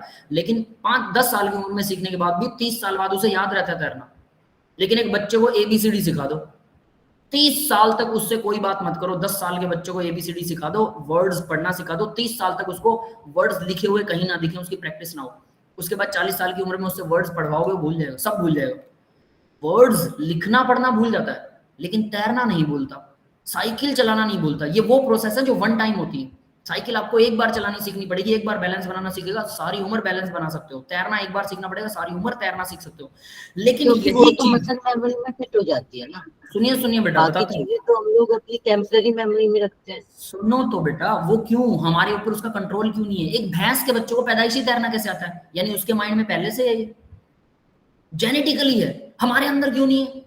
पहली बात। दूसरी चीज, चलो जेनेटिकली ना सही यार, मैंने केमिस्ट्री पढ़ ली, मैं इसको भूल जाऊंगा अगर मैं नहीं पढ़ूंगा, मैं प्रैक्टिस नहीं करूंगा, 1 साल बाद मैं दोबारा से इन चीजों को देखता हूँ, तो मैं अगर इसकी प्रैक्टिस नहीं करूंगा भूल जाऊंगा। क्यों भूल रहा हूं मैं? कम से कम एक बार याद कर लिया, दोबारा तो याद रहे, वो भी नहीं है हमारे अंदर। तो ऐसी क्या चीज है कि हम साइकिल तो कभी नहीं भूलते हैं, तैरना कभी नहीं भूलते हैं, एक बार वन टाइम प्रैक्टिस, ठीक है, वन टाइम इन्वेस्टमेंट, लेकिन हम पढ़ना भूल जाते हैं।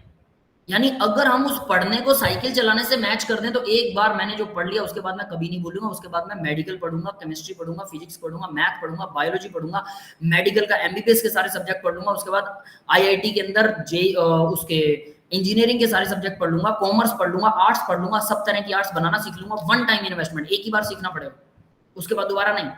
ऐसा हम कर सकते हैं? लेकिन प्रैक्टिस ज्यादा होती है ना, एक ही बार में थोड़ा ना हम सीख जाते हैं साइकिल चलाना या फिर कोई भी चीज।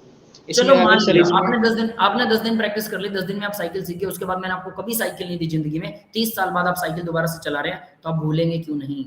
और नहीं भूलेंगे आप, ये बता देता हूँ। आप मेरी बात समझ नहीं रहे हैं शायद, आप नहीं भूलेंगे। भैंस के बच्चों को तैरना कैसे आता है? उसमें तो दिमाग हमसे कम होता है ना, इंसान समझते हैं हम बहुत ज्यादा वो हैं, समझ गए? सर वो भैंस के बच्चों को क्यों तैरना था? थोड़ा सा दिमाग लगा के देखना, बहुत सारे एनिमल्स हैं। छिपकली की पूंछ कट जाती है, रीजनरेशन बोलते हैं इसको। छिपकली की पूंछ कट जाती है, वापस आ जाती है। आप अपनी उंगली काट लो और फिर वापस आ जाएगी क्या? हमारी उंगली वापस नहीं आती। हमारे अंदर कौन सा जीन? स्टारफिश का एक हिस्सा काट दो, उस एक हिस्से से 4 और उसके लेग्स निकल आएंगे, और वो जो 4 लेग्स बचे थे उसके अंदर से वो एक हिस्सा वापस आ जाएगा। स्टारफिश की रीजनरेशन इतनी स्ट्रॉन्ग है। अमीबा तो कहते हैं अपने जैसे बिल्कुल डिटो कॉपी निकाल देता है। मतलब ये चीजें अभी भी, समझ गए, अभी भी हम तो ये शायद नॉन मेडिकल के स्टूडेंट, इसलिए आपको लोगों को लगता होगा नहीं मैं तो ऐसे ही बोल रहा हूँ, शायद इसलिए मेरी बातों पर विश्वास नहीं हो रहा। ध्यान से दिमाग लगा के सोचना कि हम ऐसा कर सकते हैं और हमारी बॉडी करती है, लेकिन हमें अभी तक समझ ही नहीं आई और हम उसे समझने की कोशिश कर रहे हैं आज भी। ये मैं कहने की कोशिश कर रहा हूँ कि आज तक सर जीन की कोडिंग में अगर चेंज हो तो हो सकता है ना? तो देखिए, अगर हाँ वही कह रहा हूँ, तो जेनेटिक्स में हम चेंज करके, ठीक है, जेनेटिक्स में हम चेंज करके मेरे अंदर सचिन तेंदुलकर का भी जीन डाला जा सकता है। मेरे अंदर किसी भी तरह के जीन की स्टडी करवा के उसको अगर हम डाल दें तो हम बेस्ट आइंस्टीन, किसी को आइंस्टीन बनाना है, आइंस्टीन का जीन डालिए, सचिन तेंदुलकर, मतलब सब तरह की स्टडी की जा सकती है। एक ही इंसान ऐसा कर सकता है, समझ गए? और ये पॉसिबल है, बट हमारा जीनोम वैसा नहीं है और उसे वैसा मॉडिफाई भी नहीं किया जा सकता, अभी तक तो नहीं है, बट फ्यूचर ऐसा ही है। इसलिए मैं आपको बोल रहा हूँ थोड़ा सोच के देखो, फ्यूचर दिखाने की कोशिश कर रहा हूँ कि हम कितने पीछे हैं अभी। खैर हम ये बात करते हैं आगे, रिएक्शन मैकेनिज्म जो आता है वो तो कर लें, जिसका नहीं पता वो बात। हाँ बेटा, ये इस वाले में एक कार्बन कम नहीं है ऊपर वाली रिएक्शन में? क्या कम नहीं है? एक मतलब मिथाइल ग्रुप कम नहीं है? इसमें 5 है और इसमें 4 की बन रही है चेन। हाँ इस वाले में ही ये देखो, ये C2H5 लिखा हुआ है, CH3 नहीं है। ओके सर, ठीक है, C2H5 है बेटा। आगे देखते हैं बेटा, अब देखिए सिन एडिशन, तो रोजन मून रिएक्शन के अंदर अब सिन एडिशन होता है, ये तो ऑब्वियस है। और ये भी देखो ट्रिपल बॉन्ड है, डायरेक्ट ट्रिपल बॉन्ड से डबल बॉन्ड बन जाएगा, सिंपल तो ये आ गया। ठीक है, BSO4 और सल्फर के साथ में। और यहाँ पर फिर से एसिड क्लोराइड को इसने एल्डिहाइड में कन्वर्ट कर दिया। ठीक है, तो ये एसिड हैलाइड को एल्डिहाइड के अंदर कन्वर्ट कर सकता है आसानी से, तो ये भी रिडक्शन हुई है, एक H जुड़ गया Cl को हटा के। Nickel boride Ni2B P2 catalyst, इसको बोलते हैं निकिल बोराइड, जो ऊपर आया था याद है, मेड फ्रॉम निकल एसीटेट एंड सोडियम बोरोहाइड्राइड। ये निकल एसीटेट और सोडियम बोरोहाइड्राइड से बनाया जाता है।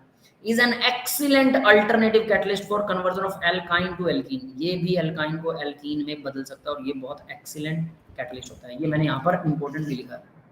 ठीक है, क्लियर है? Yes sir. ठीक है, तो इस तरह से ये हो गया। अब इसके बाद देखते हैं स्टीरियोकेमिस्ट्री, सिन एडिशन। तो निकल, ये उससे क्या बना है, निकल बोराइड बना रखा है, निकल बोरोहाइड्राइड से प्लस अल्कोहल से प्लस निकल एसीटेट से। ठीक है, तो ये इन सब से हमने निकल बोराइड बनाया और इसकी स्टीरियोकेमिस्ट्री भी सिन एडिशन है। सब अभी तक सिन एडिशन में ही चल रहे हैं, जब एंटी वाला आएगा तब आपको अलग से उसे याद करना ही पड़ेगा। ठीक है, अब आगे देखिए जरा, एंटी एडिशन अब नीचे आने वाला। ठीक है, मेटल प्रोटोन एसिड रिडक्शन। तो मेटल प्रोटोन एसिड रिडक्शन आ गया अभी, अब दूसरा पार्ट आ गया एसिड रिडक्शन का। ठीक है, क्लियर है बेटा सबको? मेटल प्रोटोन एसिड रिडक्शन में देखो क्या होता है, reduction by the dissolving metal is based on the fact that the metal act as an source of electron. Metal को अगर आप ऐड करते हैं तो मेटल क्या करती है, metal is based on the fact that the metal act as source of electron। metal electron donate कर सकती है ना आसानी से, सबको पता है metal are those which can donate electron easily। Yes sir. तो ये metal electron को ये कुछ ऐसा ही काम करते हैं। तो यहाँ क्या होता है, metal give electron to the electrophilic species to form anion। तो metal electron donate करेगी इलेक्ट्रोफिलिक, जिसको इलेक्ट्रॉन चाहिए, और उसको नेगेटिव आयन बना देगी। नेक्स्ट में क्या होता है, प्रोटॉन जो है is abstracted from the acid source। Acid source से प्रोटॉन को एक्सट्रैक्ट कर लिया जाता है। तो देखो क्या हुआ, जैसे यहाँ पे सिंपल एग्जांपल, ए भी है, एक इलेक्ट्रॉन है, एक इलेक्ट्रॉन किसको मिला, तो यहाँ देखो ए को एक इलेक्ट्रॉन मिल गया, बी इसके दोनों इलेक्ट्रॉन ले गया, ये ऐसा हुआ, बी पर आ गया नेगेटिव चार्ज। समझ में आ रहा है? और ए पर आना चाहिए था पॉजिटिव चार्ज, है ना, बट ए न्यूट्रल है, फ्री रेडिकल बन गया ये। समझ में आ गया भाई? Yes sir. दोनों इलेक्ट्रॉन ले गया, तो ए पर पॉजिटिव आना चाहिए था, बट ए न्यूट्रल है, फ्री रेडिकल बन गया। इसका मतलब इसको एक इलेक्ट्रॉन ए को मिला। ठीक है, एक इलेक्ट्रॉन ए के पास जाता है। ठीक है, हम इसको, चलो हम इसको ऐसे दिखा सकते हैं कि एक इलेक्ट्रॉन यहाँ पर गया, सिंगल इलेक्ट्रॉन दिखा रहा हूँ, हाफ एडेड एरो, सही नहीं बन रहा, ये लो half headed arrow, half headed arrow है, ए को मिलेगा, बी दोनों ले जाएगा। या फिर आप ऐसा कह सकते हैं ए नेगेटिव बन जाए और बी फ्री रेडिकल बन जाए, ये भी हो सकता है, और है ना। और अब हम H पॉजिटिव आयन जब इसके अंदर डालते हैं तो क्या होता है, ए नेगेटिव था, बी फ्री रेडिकल था, या बी नेगेटिव जो भी है। तो यहाँ देखो बी के साथ H जुड़ गया, H पॉजिटिव क्या करेगा, बी नेगेटिव से इलेक्ट्रॉन एक्सेप्ट करेगा, इसके साथ ये जुड़ गया, और फ्री रेडिकल से ये दोनों आपस में जुड़े रहेंगे। समझ में आया? Yes sir. ठीक है, अब देखिए नेक्स्ट वाले स्टेप के अंदर इसने क्या कहा है, नेक्स्ट एक और चीज दिखा रखी है, ए बी में डबल बॉन्ड है, एक इलेक्ट्रॉन लेगा तो ए पर नेगेटिव चार्ज आ गया, बी पर फ्री रेडिकल, वही सेम प्रोसेस हुई, वहां डबल बॉन्ड था, यहाँ पर सिंगल बॉन्ड है, और वहां ऊपर सिंगल बॉन्ड था, सॉरी यहाँ डबल बॉन्ड है। तो ए दोनों इलेक्ट्रॉन ले गया, अगर ए दोनों इलेक्ट्रॉन लेके जा रहा है तो ए पर क्या लगेगा, ए दोनों इलेक्ट्रॉन ले गया तो ए पर आ गया नेगेटिव चार्ज, ठीक है, और बी पर बन गया फ्री रेडिकल। या उल्टा इन्होंने दिखा रखा, बी पर बन जाए, ए पर बन जाए, आपस में रेजोनेंस में रहेंगे, ये रेजोनेंस दिखा रखा है इन दोनों। अब H पॉजिटिव आयन आएगा, बी पर अगर नेगेटिव है तो बी के साथ जुड़ जाएगा, ए का फ्री रेडिकल रह जाएगा। समझ में आ गया? ये दोनों रेजोनेंस दिखा रखे हैं इनके, और कुछ नहीं। क्लियर है? Yes sir. कुछ ऐसा भी होता है भाई, तो इसको बोलते हैं प्रोटॉन एसिड रिडक्शन। तो एसिड प्रोटॉन उसके साथ कैसे जुड़ता है, रिडक्शन कैसे होती है मेटल की हेल्प से, वो ऐसे दिखा रहा है। अब आता है बिर्च रिडक्शन, मोस्ट इंपोर्टेंट है बिर्च रिडक्शन, याद रखना बहुत इंपॉर्टेंट है बिर्च रिडक्शन, बहुत जगह पर यूज होती है, हर एक स्टेप इसके अंदर इंपॉर्टेंट है। दैट इज व्हाई मैं कह रहा हूँ कि इसको ध्यान से करना हमें, ठीक है। बहुत ज्यादा पेजेस भी नहीं है, चिंता मत करना। बिर्च रिडक्शन में क्या होता है, सोडियम लिथियम, सोडियम या लिथियम अमोनिया के साथ, लिक्विड अमोनिया के साथ में सोडियम या लिथियम और इथाइल अल्कोहल या फिर इथाइल अल्कोहल को लेते हैं, ठीक है। लिक्विड अमोनिया या इथाइल अल्कोहल के साथ सोडियम, याद रख लेना, सोडियम विद इथाइल अल्कोहल और लिक्विड अमोनिया, या लिथियम ले सकते हो इथाइल अल्कोहल के साथ या लिक्विड अमोनिया के साथ। समझ में आ गया क्या है? Yes, sir. Alkyne aromatic, alkyne and aromatic दोनों के दोनों रिड्यूस्ड बाय सोडियम लिथियम, ये दोनों के दोनों alkyne triple bond and aromatic, ये दोनों रिड्यूस होते हैं इससे। Stereochemistry anti addition, Birch reduction में एंटी होता है। अब ये ध्यान रख लेना, अभी तक हमने सारे सिन एडिशन किए हैं, तो बिर्च रिडक्शन के अंदर एंटी होगा। सॉरी, तो बिर्च रिडक्शन के अंदर एंटी एडिशन होने वाला भाई, एंटी। और ये एंटी वाली चीज इंपॉर्टेंट है, पहले हमने सिन किया था तो अब एंटी जुड़ेगा, मतलब वो दोनों जो कार्बन हाइड्रोजन जुड़ने वाले हैं वो एंटी टू ईच अदर होंगे। देखो एक हाइड्रोजन यहाँ है, यहाँ है, ठीक है। तो फिर से शुरू हो गया सर जी 2 मिनट आराम कर लीजिए।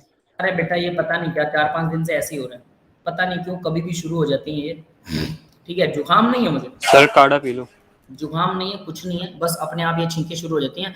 1-1.5 घंटा छींके आते हैं, उसके बाद ऐसे लगता है जैसे सिर सा थोड़ा सा झमक्का सा लगने लग गया और सिर में थोड़ा बाहर आ जाता है ना, पता नहीं क्या हो रहा है। सर थोड़ा घूम के देख लीजिएगा बाहर।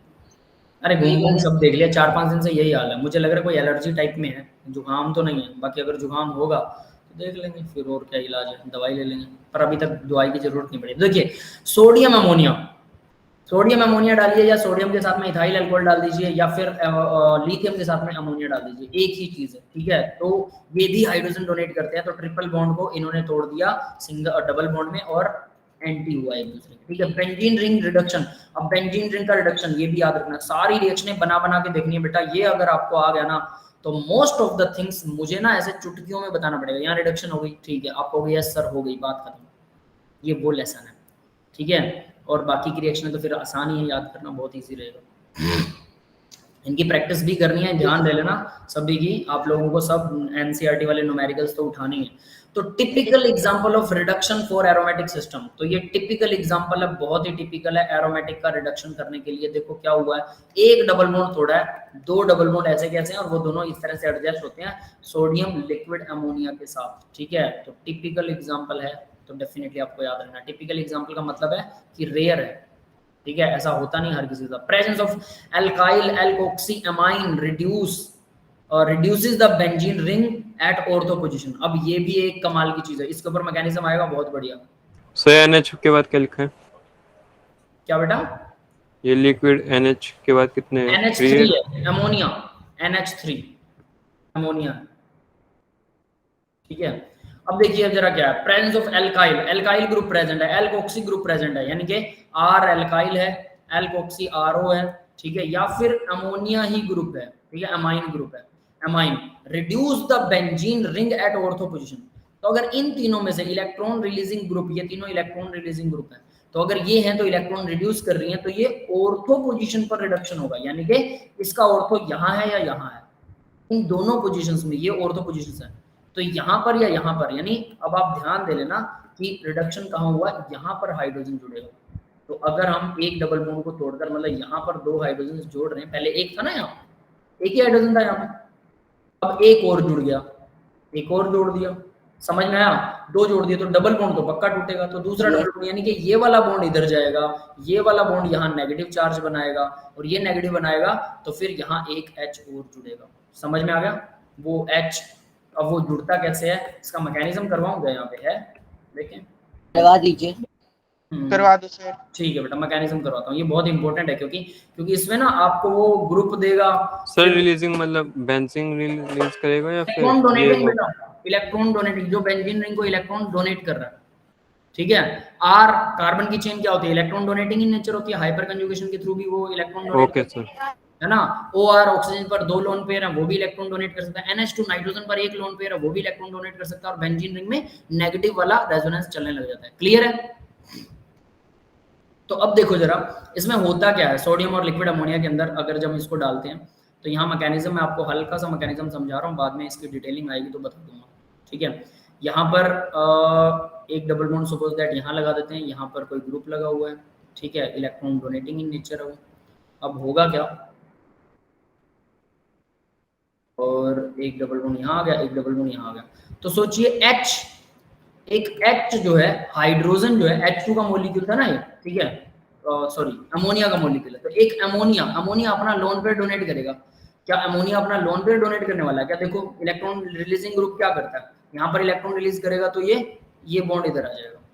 इसका मतलब सीधी सी बात है, मैं इसको ना थोड़ा रब करके यहाँ दिखा देता हूँ कि ऑर्थो पोजीशन के ऊपर नेगेटिव चार्ज आ गया, ठीक है, यहाँ पर आ गया नेगेटिव चार्ज, क्योंकि इलेक्ट्रॉन रिलीजिंग ग्रुप यहाँ या यहाँ नेगेटिव चार्ज दिखाएगा, यहाँ पर भी दिखाता है, डेफिनेट सी बात है, लेकिन यहाँ तक की नौबत ही नहीं आती। जब यहाँ नेगेटिव चार्ज दिखा रहा है तो अब क्या होने वाला है, लिक्विड अमोनिया के साथ में सोडियम डाला था, sodium electron releasing in nature होता है, तो वो इलेक्ट्रॉन डोनेट करेगा, ठीक है, वो डोनेट करेगा तो वहां से हाइड्रोजन आएगा, एक हाइड्रोजन आने वाला है, फिर इसके अंदर लिक्विड अमोनिया से वो रिलीज होता है। तो क्या होने वाला है, अमोनिया अपना लोन पे डोनेट कर सकता है, क्या वो यहाँ डोनेट करेगा या यहाँ डोनेट करेगा?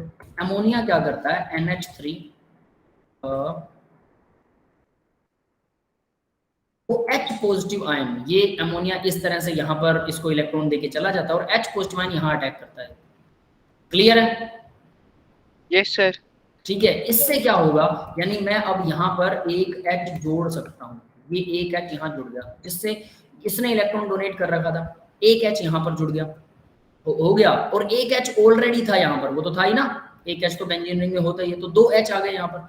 अब ये वाला जो डबल बॉन्ड है ये यहाँ जाता है, ये यहाँ पर जाएगा, तो इससे ये वाला डबल बॉन्ड जो वो यहाँ आएगा, यहाँ पर नेगेटिव चार्ज बनेगा, ऐसा ही होना चाहिए। तो इसका मतलब इस नेगेटिव चार्ज के ऊपर, इस नेगेटिव चार्ज पर नेक्स्ट H पॉजिटिव आयन का अटैक होना चाहिए, बट हमें H नेगेटिव आयन का अटैक होता है, H पॉजिटिव का नहीं होता। तो H नेगेटिव आयन का अटैक जब ये इधर जा रहा है तो यहाँ पॉजिटिव बनता है, ठीक है, ये इधर आ रहा है तो ये इसको न्यूट्रल बनाता है, तो उस ड्यूरिंग दैट टाइम यहाँ पर H नेगेटिव का अटैक होता है, एक H इधर जुड़ता है, ठीक है। जब इसका मैकेनिज्म आएगा तब आपको मैं डिटेल दूंगा कि मैकेनिज्म कैसे, क्योंकि ये सिंपल नहीं है, इसके बीच में इस पॉइंट पर, इस पॉइंट पर, इस पॉइंट पर, इस पॉइंट पर, इस पॉइंट पर, 3-4 जगह के पॉइंट्स के ऊपर ये अलग अलग तरीके से जुड़ता है अमोनिया, ठीक है। तो अभी मैं इसको अच्छे से डिटेल अगर दूंगा तो थोड़ा सा खराब हो जाएगा वो, बस उसके लिए कहते हैं, क्या बोलते हैं उसे, सिर्फ एक समझने के लिए समझ लीजिए कि कुछ ऐसा होता है और ये दोनों यहाँ जुड़ेंगे ऑर्थो पर।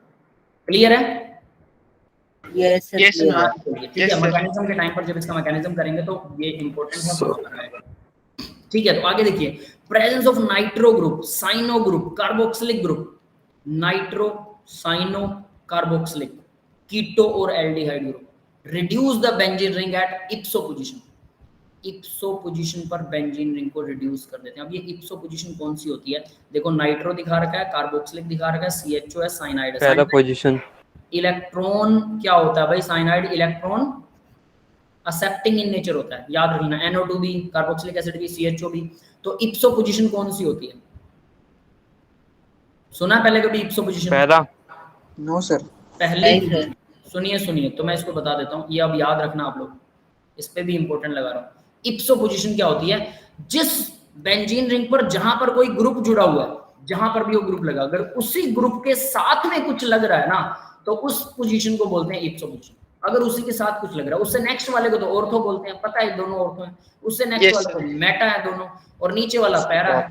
तो जो ग्रुप लगा हुआ है, एक ही ग्रुप, जिस ग्रुप के बारे में बात हो रही है, मतलब जो पॉइंट ऑफ इंटरेस्ट है हमारा, उस ग्रुप के जस्ट साथ में अगर आपको कुछ लगाना हो, कोई दूसरा ग्रुप लगाना हो, ठीक है, तो हम उस पोजीशन को बोलते हैं इप्सो पोजीशन। समझ में आ गया इप्सो पोजीशन क्या है? Yes sir. जनरली बच्चे ना इसको ऐसे बोलते हैं कि इप्सो पोजीशन का मतलब पहली पोजीशन होता है, नहीं, पहली पोजीशन बोलेंगे थोड़ा सा मिसअंडरस्टूड हो जाएगा ये, ठीक है। उसकी बजाय ये बोलिए कि इप्सो पोजीशन वो पोजीशन है जहां कोई ग्रुप लगा होता है, उसी ग्रुप के साथ अगर बेंजीन रिंग के उसी ग्रुप के साथ में कुछ अटैच कर रहा हूं तो उसको हम इप्सो पोजीशन बोलेंगे। समझ में आया? और सिर्फ एक ही ग्रुप अगर लगा हो तो इप्सो पोजीशन को डिफाइन किया जाता है। अगर 2 अलग अलग ग्रुप लगे हुए हैं अलग अलग पोजीशन पर, तब हम इप्सो किसी को नाम नहीं दे सकते, तब इप्सो नाम दिया ही नहीं जाता। ये समझ में आया? इप्सो सिर्फ तब नाम होता है जब सिर्फ एक ही ग्रुप हो बेंजीन पर और उसी ग्रुप के उसी पोजीशन पर कुछ लग रहा हो तो हम उसको इप्सो ग्रुप बोलते हैं। तो यहाँ पर अगर आप देखें तो ये इप्सो है, तो एक हाइड्रोजन यहाँ लगेगा, दूसरा हाइड्रोजन इसके आर पार लगेगा। ध्यान रखना इसके आर पार लग रहा है। अगर कोई इलेक्ट्रॉन एक्सेप्टिंग ग्रुप है तो ये चीज अब आपको याद रखनी है कि इलेक्ट्रॉन एक्सेप्टिंग ग्रुप है तो भाई इप्सो पोजीशन पर और उसके आर पार लगता है, और अगर इलेक्ट्रॉन डोनेटिंग है तो ऑर्थो पोजीशन और उसके आर पार। समझ में आ? शॉर्टकट में याद रखने का तरीका ऑर्थो और उसके आर पार। क्लियर है?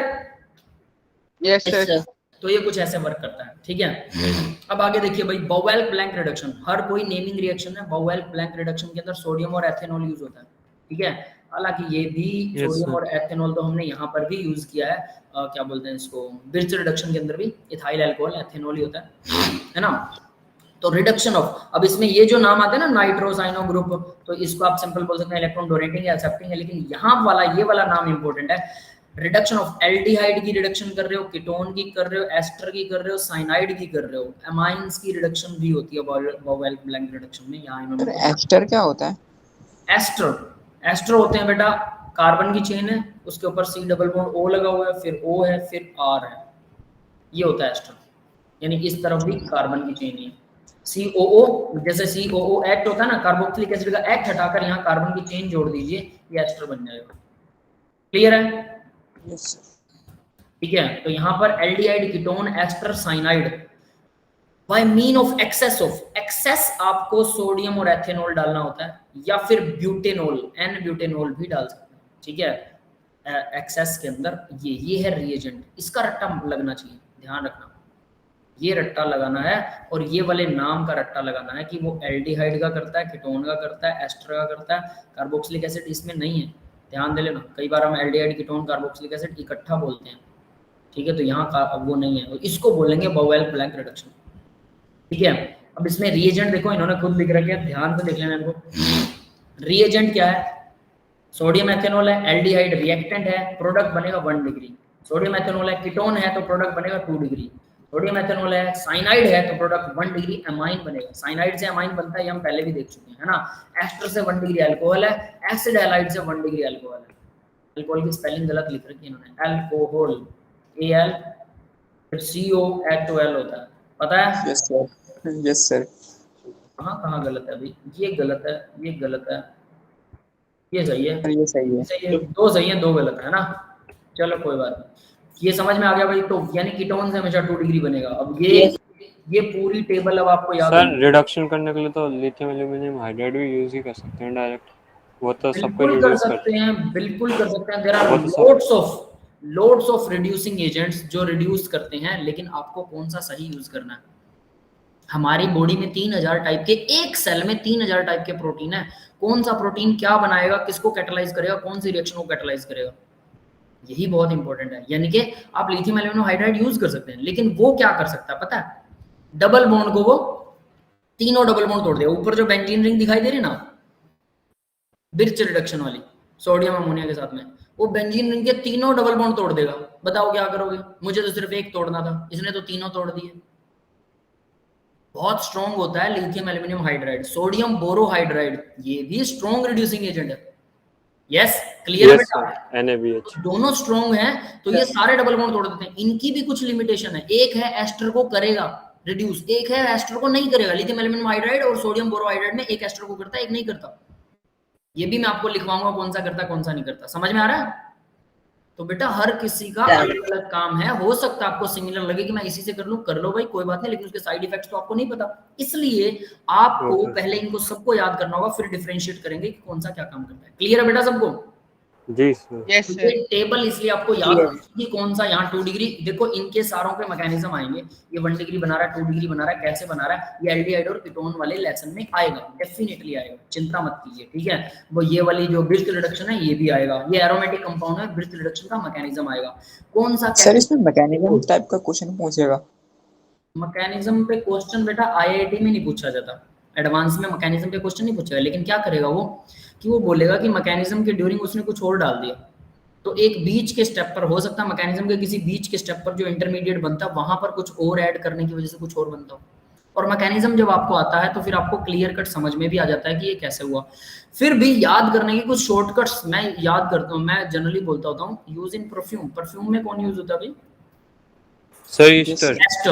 एस्टर्स होते हैं, लेकिन वो इतने भी नहीं होते हैं, बहुत लो लेवल पर होते हैं। इसके अलावा कुछ और चीजें। अब देखो, अब मैं डायरेक्ट याद करने के लिए आपको एक चीज बताता होता ना, जैसे डबल बॉन्ड, जहां पर मतलब जिस पोजीशन पर हाइड्रोजन लगा उसके आर पार उसकी ऑर्थो पोजीशन और पैरा पोजीशन पर लगेगा, बस ये याद रखना, जहां लग रहा है उसके पैरा पर। अब इलेक्ट्रॉन डोनेटिंग ग्रुप क्या कर रहा है, वो ऑर्थो वाले पर जोड़ रहा है, तो ऑर्थो का, अब ऑर्थो का पैरा देखना है, या फिर आप ये कहिए कि मेटा और ऑर्थो पर जोड़ेगा, ऐसा याद रख सकते हैं। और इलेक्ट्रॉन जो एक्सेप्टिंग ग्रुप है वो क्या करेगा, एक्सो पोजीशन और उसके पैरा पोजीशन पर जोड़ेगा। क्लियर है? Yes sir. करके ये वाली ट्रिक तो 100% आपको फिंगर टिप्स में होनी चाहिए। फिर आप मैकेनिज्म करोगे ना, प्रोडक्ट अगर आता तो मैकेनिज्म बनाया जा सकता है, कुछ कुछ जोड़ तोड़, कुछ आपने प्रैक्टिस कर रखा हुआ, बोर्ड में मैकेनिज्म पूछे जाते हैं। लेकिन अगर प्रोडक्ट ही नहीं आता तो मैकेनिज्म का कोई फायदा ही नहीं है। डायरेक्ट प्रोडक्ट याद होना ही चाहिए, लिख लिख कर याद करो, लिख लिख कर। ऑर्गेनिक बिना लिखे याद नहीं होगी, पूरा लाल कर रखा है मैंने पेज, हर एक चीज इंपॉर्टेंट है, मैं फिर से बोल रहा हूँ। ठीक है, तो देखिए भाई, ये एल्डिहाइड दिखा रखा है, एसिटाल्डिहाइड सोडियम और एथेनॉल के साथ में रिएक्शन करवा दी तो सीधा सीधा अल्कोहल बन गया, सीधी सी बात। एल्डिहाइड अल्कोहल बनाएगा, कीटोन भी अल्कोहल बना रहा है, साइनाइड अमाइन बनाता है, साइनाइड तो अमाइन ही बनाता है, नाइट्रो ग्रुप भी अमाइन ही बनाता है, ये हम पहले भी कर चुके हैं ना। तो ये बोवेल ब्लैंक रिडक्शन तो सिंपल है, कुछ भी नहीं है। तो सोडियम और एथेनॉल भी सेम प्रोसेस करते हैं, कुछ खास नहीं करते लोग। ठीक है, अब देखिए एसिड एनहाइड्राइड, ये रहा, ये एसिड एनहाइड्राइड है, R C double bond O C double bond R. Acid amide C double bond NH2, ये क्या है, कार्बोक्सिलिक एसिड। ये क्या है, RNO2। Groups are not reduced, ये रिड्यूस नहीं होते। अब ये बहुत इंपॉर्टेंट है कि कौन सा रिड्यूस नहीं होता और कौन सा होता है, दोनों चीजें आपको याद करनी और बहुत अच्छे तरीके से याद होनी चाहिए। क्लियर है बेटा? Yes sir. अब मैं एक चीज Yes, बता, sir. अभी तक हमने जो किया कुछ भी मुश्किल लगा आपको? लेकिन याद करना है। अगर ये याद हो गया ना, ये याद हो गया, सोच लेना, रीएजेंट और नेम रिएक्शन, दो ही चीजें, रीएजेंट एंड नेम रिएक्शन, ये दो चीजें आती हैं। स्टीरियो आपको आती है, ऑर्गेनिक खत्म, बस हो गया काम। रीएजेंट हम कर रहे हैं, नेम रिएक्शन कहीं कहीं बीच में आएंगे, याद कर लोगे, कोई दिक्कत नहीं है। 50-60 मुश्किल से नेम रिएक्शन टोटली बनती है। ठीक है, 50-60 शायद पूरी है भी नहीं, 30-40 ही है। फिर उसके बाद 10-10, 20-30, 30-40 तो हैं, 40 एक तो मिल जाएंगे। ठीक है, और उसके बाद क्या, स्टीरियो हम कर चुके हैं। नेम रिएक्शन बहुत आसान है, 40 नेम रिएक्शन याद करना कौन सा बड़ी बात है, 40 रिएक्शन ओनली। रीएजेंट अगर आ गया, ऑर्गेनिक हाथ में आ गई, बस इतना ही करना है। समझ में आ गया? बहुत इंपॉर्टेंट है ये, हर पेज इसका इंपॉर्टेंट है, इसलिए हर पेज के ऊपर रेड कलर आ रहा है, सोच लो। क्लियर है बेटा? फिर से बोल रहा हूँ, ये याद नहीं हुआ कुछ नहीं होगा। अगर ये याद नहीं कर पाए तो उसको जितना प्रैक्टिसाइज कर सके उतना कीजिए। ये अगला पेज कल करा देना, फिर क्या बेटा? याद करने में आज याद कर लेंगे जितना आपने पढ़ाया सब ढंग से। बिल्कुल बिल्कुल, आज ही याद कीजिए इसको, डेली लिख कर देखिए सारा सारा, फिर से रिवाइज कीजिए। मेरा नेक्स्ट लेक्चर लगने से पहले फिर से आपको याद होना चाहिए, फिर से रिवाइज करना 2 बार, और 2 बार लिख के देख लेना ताकि आपके फिंगर टिप्स पे हो जाए। मजा मुझे तभी आएगा मैं आप लोगों से कुछ पूछूं। और ये सिर्फ कितने देर का काम है, हम 1.25 घंटे का 1.5 घंटे का लेक्चर लगा रहे हैं। 45 मिनट ज्यादा अच्छे से। हाँ बिल्कुल, बस याद करो, 20 मिनट याद करो, 20 मिनट लिख के देख लो, 20 मिनट याद करो, 20 मिनट लिख के देख लो, बस हो गया।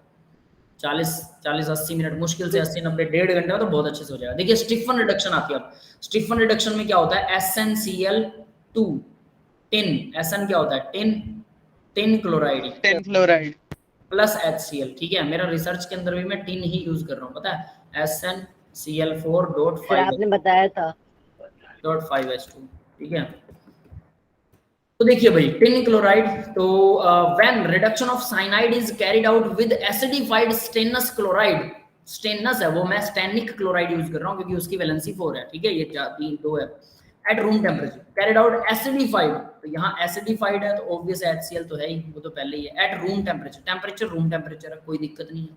ठीक है, imine hydrochloride is obtained. Imine, amine नहीं है ये, इमाइन है। इमाइन क्या होता है पता भी किसी को, इमाइन क्या होता है? विच, नो सर, बात करेंगे, which on subsequent hydrolysis with boiling water, उसके बाद जब इसको हाइड्रोलाइज करते हैं, सबसीक्वेंट मतलब उसके बाद hydrolysis with boiling water gives aldehyde, वो एल्डिहाइड देता है। क्लियर है, समझ में आया?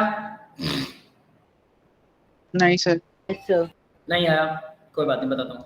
This specific type of reduction of nitrile is called Stephen reaction. Reduction of nitrile को हम स्टीफन रिडक्शन कहते हैं। तो देखो भी RCN है, नाइट्राइल, ठीक है, साइनाइड या नाइट्राइल एक ही बात है, ठीक है। साइनाइड की रिडक्शन कर रहे हैं, नाइट्राइल भी इसी का नाम है।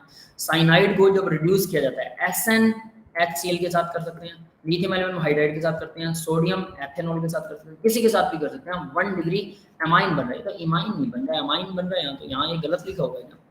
फिर उसके बाद SnCl2HCl, तो ये होती है कंप्लीट रिडक्शन, ठीक है। अच्छा ठीक है, ये बनेगा जैसे, ये कंप्लीट रिडक्शन है, ठीक है। एमाइन बन गया सीधा 1 degree amine, complete reduction. Tin की HCl के साथ रिडक्शन प्लस इसके साथ। अगर आप SnCl2 और HCl की रिडक्शन करते हैं प्लस वाटर के साथ हाइड्रोलाइसिस करते हैं, ये पार्शियल रिडक्शन है। और इसके अंदर मतलब पहले थोड़ी सी रिडक्शन की और उसके बाद में वाटर के साथ में हाइड्रोलाइसिस होगी, ठीक है, तो ये एल्डिहाइड बनाएगी। ये है हमारी Stephen reduction. Stephen reduction aldehyde की प्रेपरेशन में यूज होती है, याद रख लेना। नेमिंग रिएक्शन है, तो बहुत सारी नेमिंग रिएक्शन है तो हम यहाँ पे कर रहे हैं। क्लियर है? अजय बेटा कोई क्वेश्चन है आपका? सर वो पिनाकोल वाली रिएक्शन एक बार वापस करा देना एंड में। पिनाकोल फिर से करवाऊं? ठीक है। Yes, अभी पिनाकोल समझ में नहीं आया क्या अभी तक आप लोगों को? पता नहीं आपको पिनाकोल इतना मुश्किल क्यों लग रहा है सभी? ठीक है, उसको चलो कोई बात नहीं, मैं दोबारा से बताऊंगा, ठीक है। मुझे दोबारा याद करवा देना, ठीक है। अभी देखो इसने बोला इमाइन बनता है, अब इमाइन का फॉर्मूला लिख रहा हूँ भाई। इमाइन क्या होता है? कार्बन की चेन, ठीक है, उसके साथ कार्बन लगा हुआ, डबल बॉन्ड N जो लगता है ना, इसको हम बोलते हैं इमाइन। डबल बॉन्ड N, ध्यान दे लेना, डबल बॉन्ड N, और इसके साथ में फिर आगे डबल बॉन्ड N लग गया, और इसके साथ में एक R, और कार्बन की वैलेंसी तो 3 और नाइट्रोजन की वैलेंसी तो 3 पूरी करनी है, तो एक और R यहाँ लगा देते हैं। किसकी वैलेंसी कम रह गई? यहाँ इसकी रह गई, इसके साथ R या H जो भी लगे। क्लियर है? Yes sir. तो कार्बन इमाइन है पूरा का पूरा। नाइट्रोजन NR, देखो ये ऐसा होता है, कार्बन, कहाँ लिखो इसे, क्या लिखो, ठीक है, कार्बन डबल बॉन्ड NR, ठीक है, और इधर 2 वैलेंसी ऐसे खाली, ठीक है, ऐसा। ये होता है इमाइन ग्रुप। अब इसका स्टीफन रिडक्शन का जब मैकेनिज्म करेंगे तो आपको इमाइन ग्रुप का तब वहां पर समझ में आ जाएगा, ठीक है। मैकेनिज्म सबके करेंगे, लेकिन फिलहाल मैकेनिज्म नहीं, that's not the focus of interest. Mechanism तो हम कर ही लेंगे, वो तो याद करना पड़ेगा अलग तरीके से, बट यहाँ डायरेक्ट प्रोडक्ट क्या बन रहा है, इसका रट्टा मारना है, हर कीमत पर रट्टा मारना, और रट्टा मारना ही मारना है, ठीक है। सुनैना बेटा, ओके सर। समझ नहीं आया क्या सुनैना बेटा? यस सर, ये वाला नहीं आया। आ गया या दोबारा बताऊं?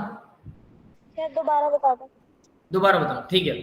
देखिए ये क्या कह रहा है स्टीफन रिडक्शन के अंदर, ये क्या कह रहा है, वो कहता है कि अगर SnCl2 और HCl के साथ रिएक्शन करवाते हैं, SnCl2 और HCl के साथ, तो वो बनाएगा बीच में imine. This is this form, ठीक है, इमाइन।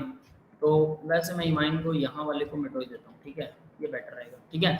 तो ये बनाएगा इमाइन।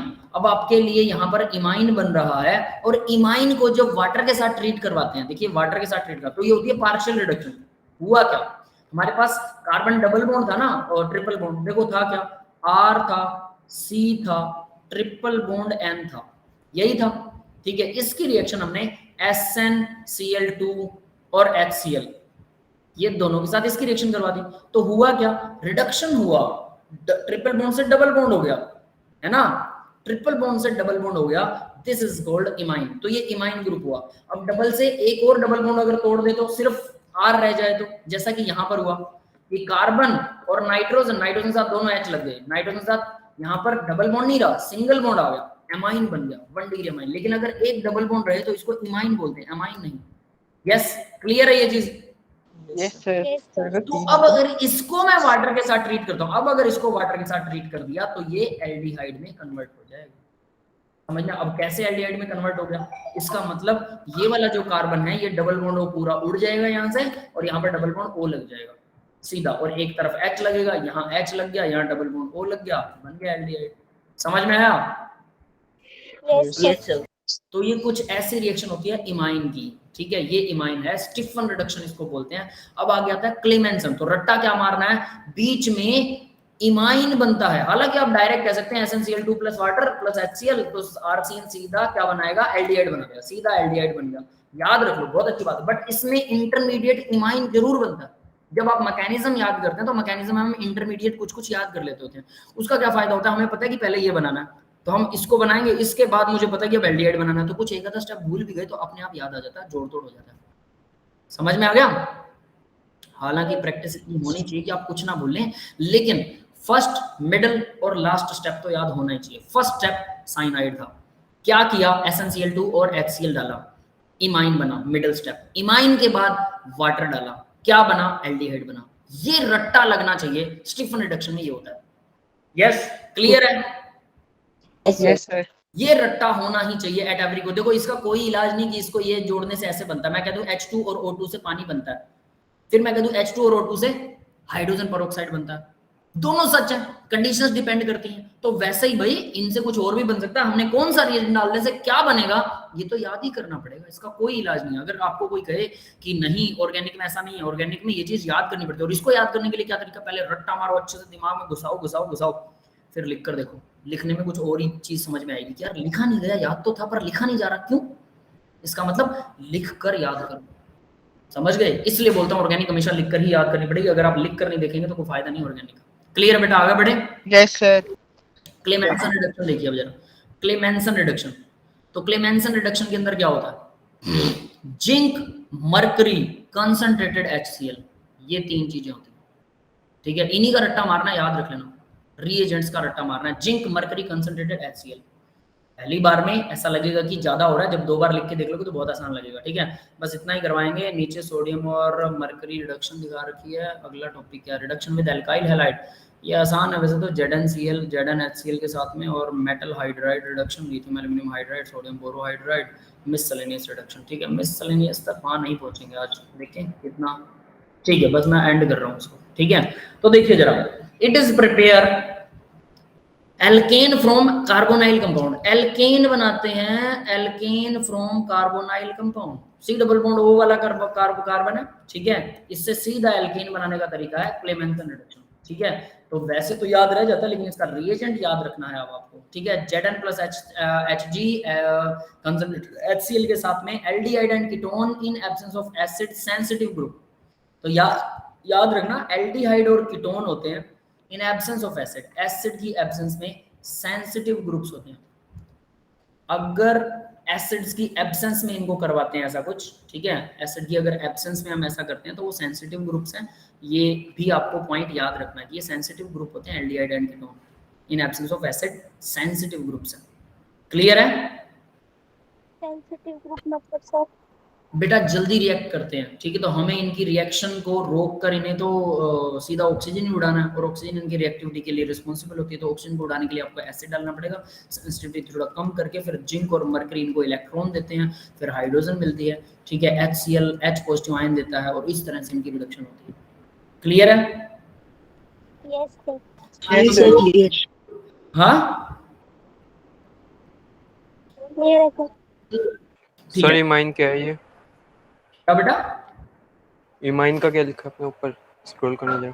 ये, अरे आप लेफ्ट हो गए थे क्या? इमाइन, ये इमाइन ग्रुप बनता है बेटा स्टीफन रिडक्शन में, इंटरमीडिएट, ठीक है। Okay sir. आगे देखिए जरा, अब RCHO है, ZnHg कंसंट्रेटेड HCl के साथ RCH3 बनेगा प्लस वाटर बनेगा।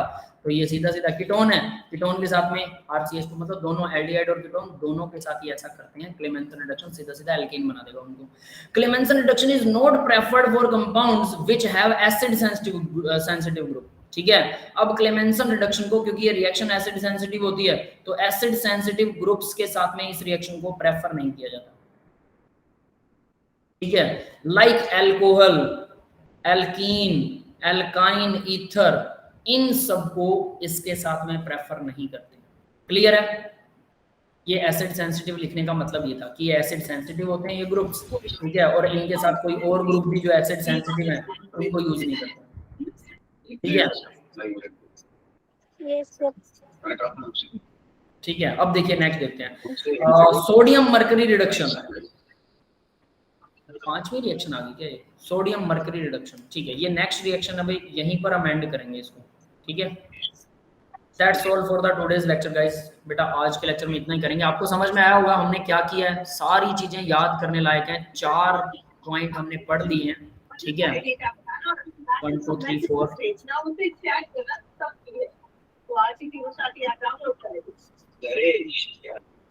ठीक है, क्लियर है भाई सभी को? पहले पेज में कुछ नहीं है, Yes, sir.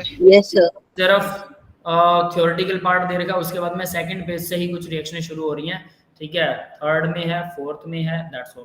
तो इस तरह से ये अब आपको अच्छे से याद होना चाहिए, फिंगर टिप्स से याद करने हैं। नेक्स्ट लेक्चर शुरू होने से भी आपको पहले याद होने चाहिए। रिकॉर्डिंग अब आपको ऑफ कर रहा हूँ, उसके बाद में ओके। डाउट